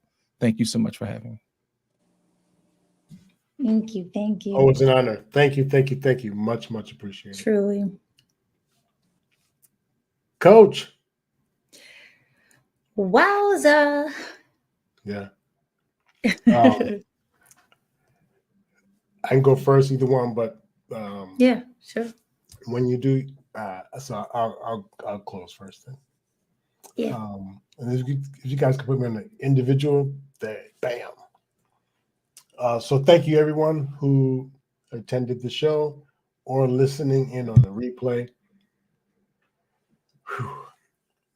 I love getting into my theatrics, as you'll hear or see. The lesson, hopefully, that you're able to take away tonight is really finding that balance between both universes, since I'll play on that word coming off the Loki conversation. Both universes. There's a set of people who, how could so many be so wrong? Wanted to intentionally acknowledge them. Sometimes I hear Sugar Bomb or read Sugar Bomb's comments and stuff. She's saying, hey, all young people can't be idiots. So my thought is you are correct. And why are so many like-minded people? Why are there so many like-minded people? Is it that they're all wrong? When I think through the clinical lens, when I think about the people I've actually served, people who I've talked about, the people who I've participated in clinical autopsies, we break down the fact that, guess what? Those same people do have solutions. That's their version of the solution. It may not match with mine. It may not align with mine. I don't have to agree with it, but that's their version of a solution. Really wanted to help people get into the mindset from a small group, not everyone, the mindset of people who come from that space of I matter and I'm tired of not being listened to. I'm tired of not being heard. So what if I look different, sound different, height different, weight different, skin tone different, bald or hair different? I'm different, but that doesn't make me wrong. I'm different, and it also doesn't mean I'm right. And guess what? I need to learn how to accept your perspective as well as I hope you're able to accept mine. But what gets in the way from these authentic conversations? Emotions. People get caught on those emotions. People get caught in these thoughts. And your thoughts can take you, skyrocket you to places you didn't intend to go. So emotions, thoughts, and certain actions that you take in life puts you in position where people don't want to hear you. They don't want to hear you. Read the room when you go places. Notice those who are, here they go again, and those who are happy to see you. Because if you're looking for ideas, if you're looking for solutions, if you're looking to problem solve or help with critical thinking, you won't be able to get any of that if you're not even welcomed in the space. And I want to be clear on another thing. The conversation tonight is not for those channels or conversations that are meant for entertainment. Those entertainment conversations, I wouldn't even say this dialogue qualifies. I don't want to dismiss the intent on being humorous with being disingenuous. They don't go together. And if you watch many times on this network, the Black Man Unfiltered Network, there are times when I'm invited offering a clinical perspective on a show that was meant for either humor, fun, entertainment, on a ladies' night when they're chopping it up, on an all men's panel when they're chopping it up, or just because there's a way that the network allows for the kind of the bandwidth, if you will, and then it gets back to where they were going. So there's always space for something, but if we're truly talking about solutions, there's always a solution. Always a solution. You just have to look at what perspective you're coming from. We had quite a few guests up tonight. I want to thank those who I've met for the first time, actually seeing them on the camera. So thank you for being here. Thank you for coming up. For those in the chat, thank you for sharing in the space with us. Please, again, hit the like button. Also share. Hopefully you were able to take something away from what Coach K and I talked about. And last thing I would end with, always keep in mind the stimuli, the stimulation. It changes. 2 in the afternoon conversation lands differently at 2 a.m. Are you prepared for that stimulation and that change, and how you're going to respond versus react? Thank you.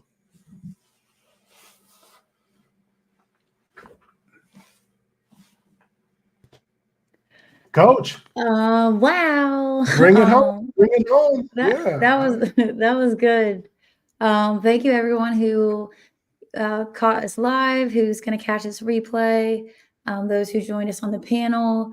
I wish we had more time, and there's plenty of questions that I would love to ask, and but we would be here forever. I love the questions that Dr. Nakumbi asked. That's probably my favorite thing about being a coach and just talking about mental health and human behavior is just being curious on why people do the things that they do, because it's usually unbeknownst to them. And usually that's where the answers are. That's where I can help them the most. But I want to thank Black Man Unfiltered again for allowing Dr. Nakumbi and I to have our show on his channel, and for all of the supporters, and for those who are here every Thursday. Thank you, Lost in Translation, for the words, and Mr. and Mrs. Mr. He said, and then this says. How about that? But yeah, when it comes to solutions, I think I would offer people who think that people don't want solutions. How do they know? Is it really that simple? What if they do?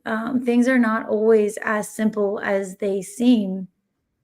And maybe even question if you want solutions, or what are the expectations that people should want solutions, things like that. There's a lot of questions that you can, whatever that belief is, to turn that question around. How do you know? Maybe they don't want solutions. So what? Things like that.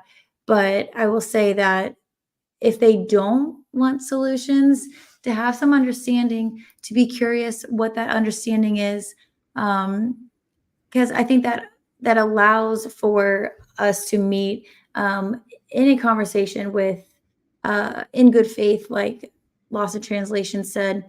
But change is hard, and we talked a lot about that throughout this conversation. But overall, I mean, this was a great show.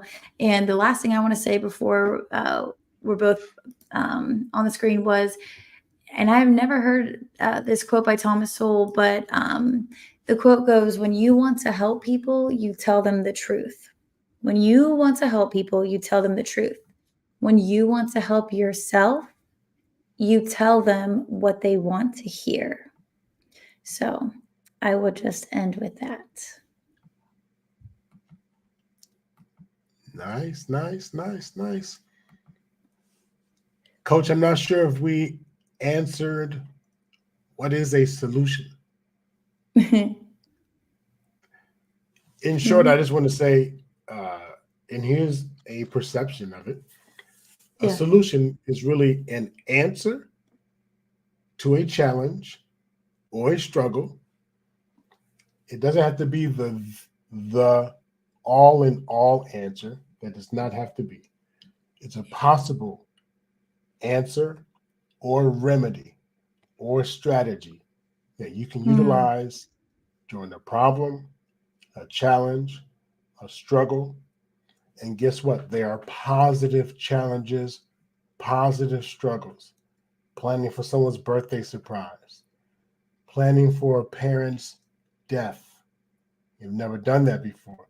New territory, culture shock, new type of relationship, work relationships.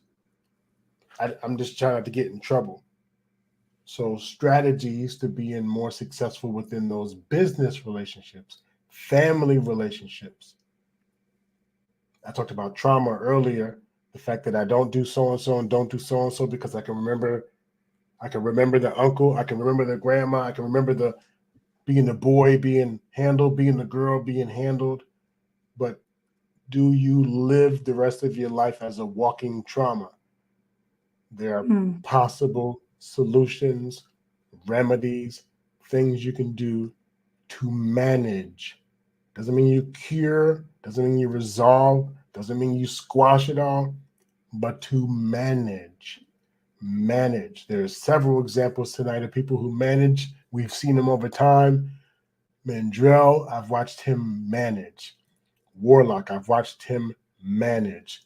Trey One, or however they call him, watched him manage. Information Man, I have to give him a huge shout out. A couple of weeks ago, watched him manage. So we've all done it in our own way. BMU, I've watched him manage. But just because we see people manage one or two times doesn't mean that we won't ever have another time where we seem like we were whatever. Because there's a level of trust that comes with offering solutions and a level of trust with receiving solutions. So just wanted to put that out there. Have standards, ladies and gentlemen. Thanks to all of our people who attended. You named a few. Lost in Translation, Scam, K-Soul, Mr. Bennett, Warlock, Trey Ferg? Yeah, Trey Ferg, yeah. Yeah. Prototype, I think you mentioned, and you already mentioned the Sense. So thank you. And BMU stocked up too as well. So thank you. All right, ladies and gents. Yes. That's it. Peace. Bye. Thanks, Coach K. Thank you. See ya. Take care of yourself. Thank you. Bye, y'all.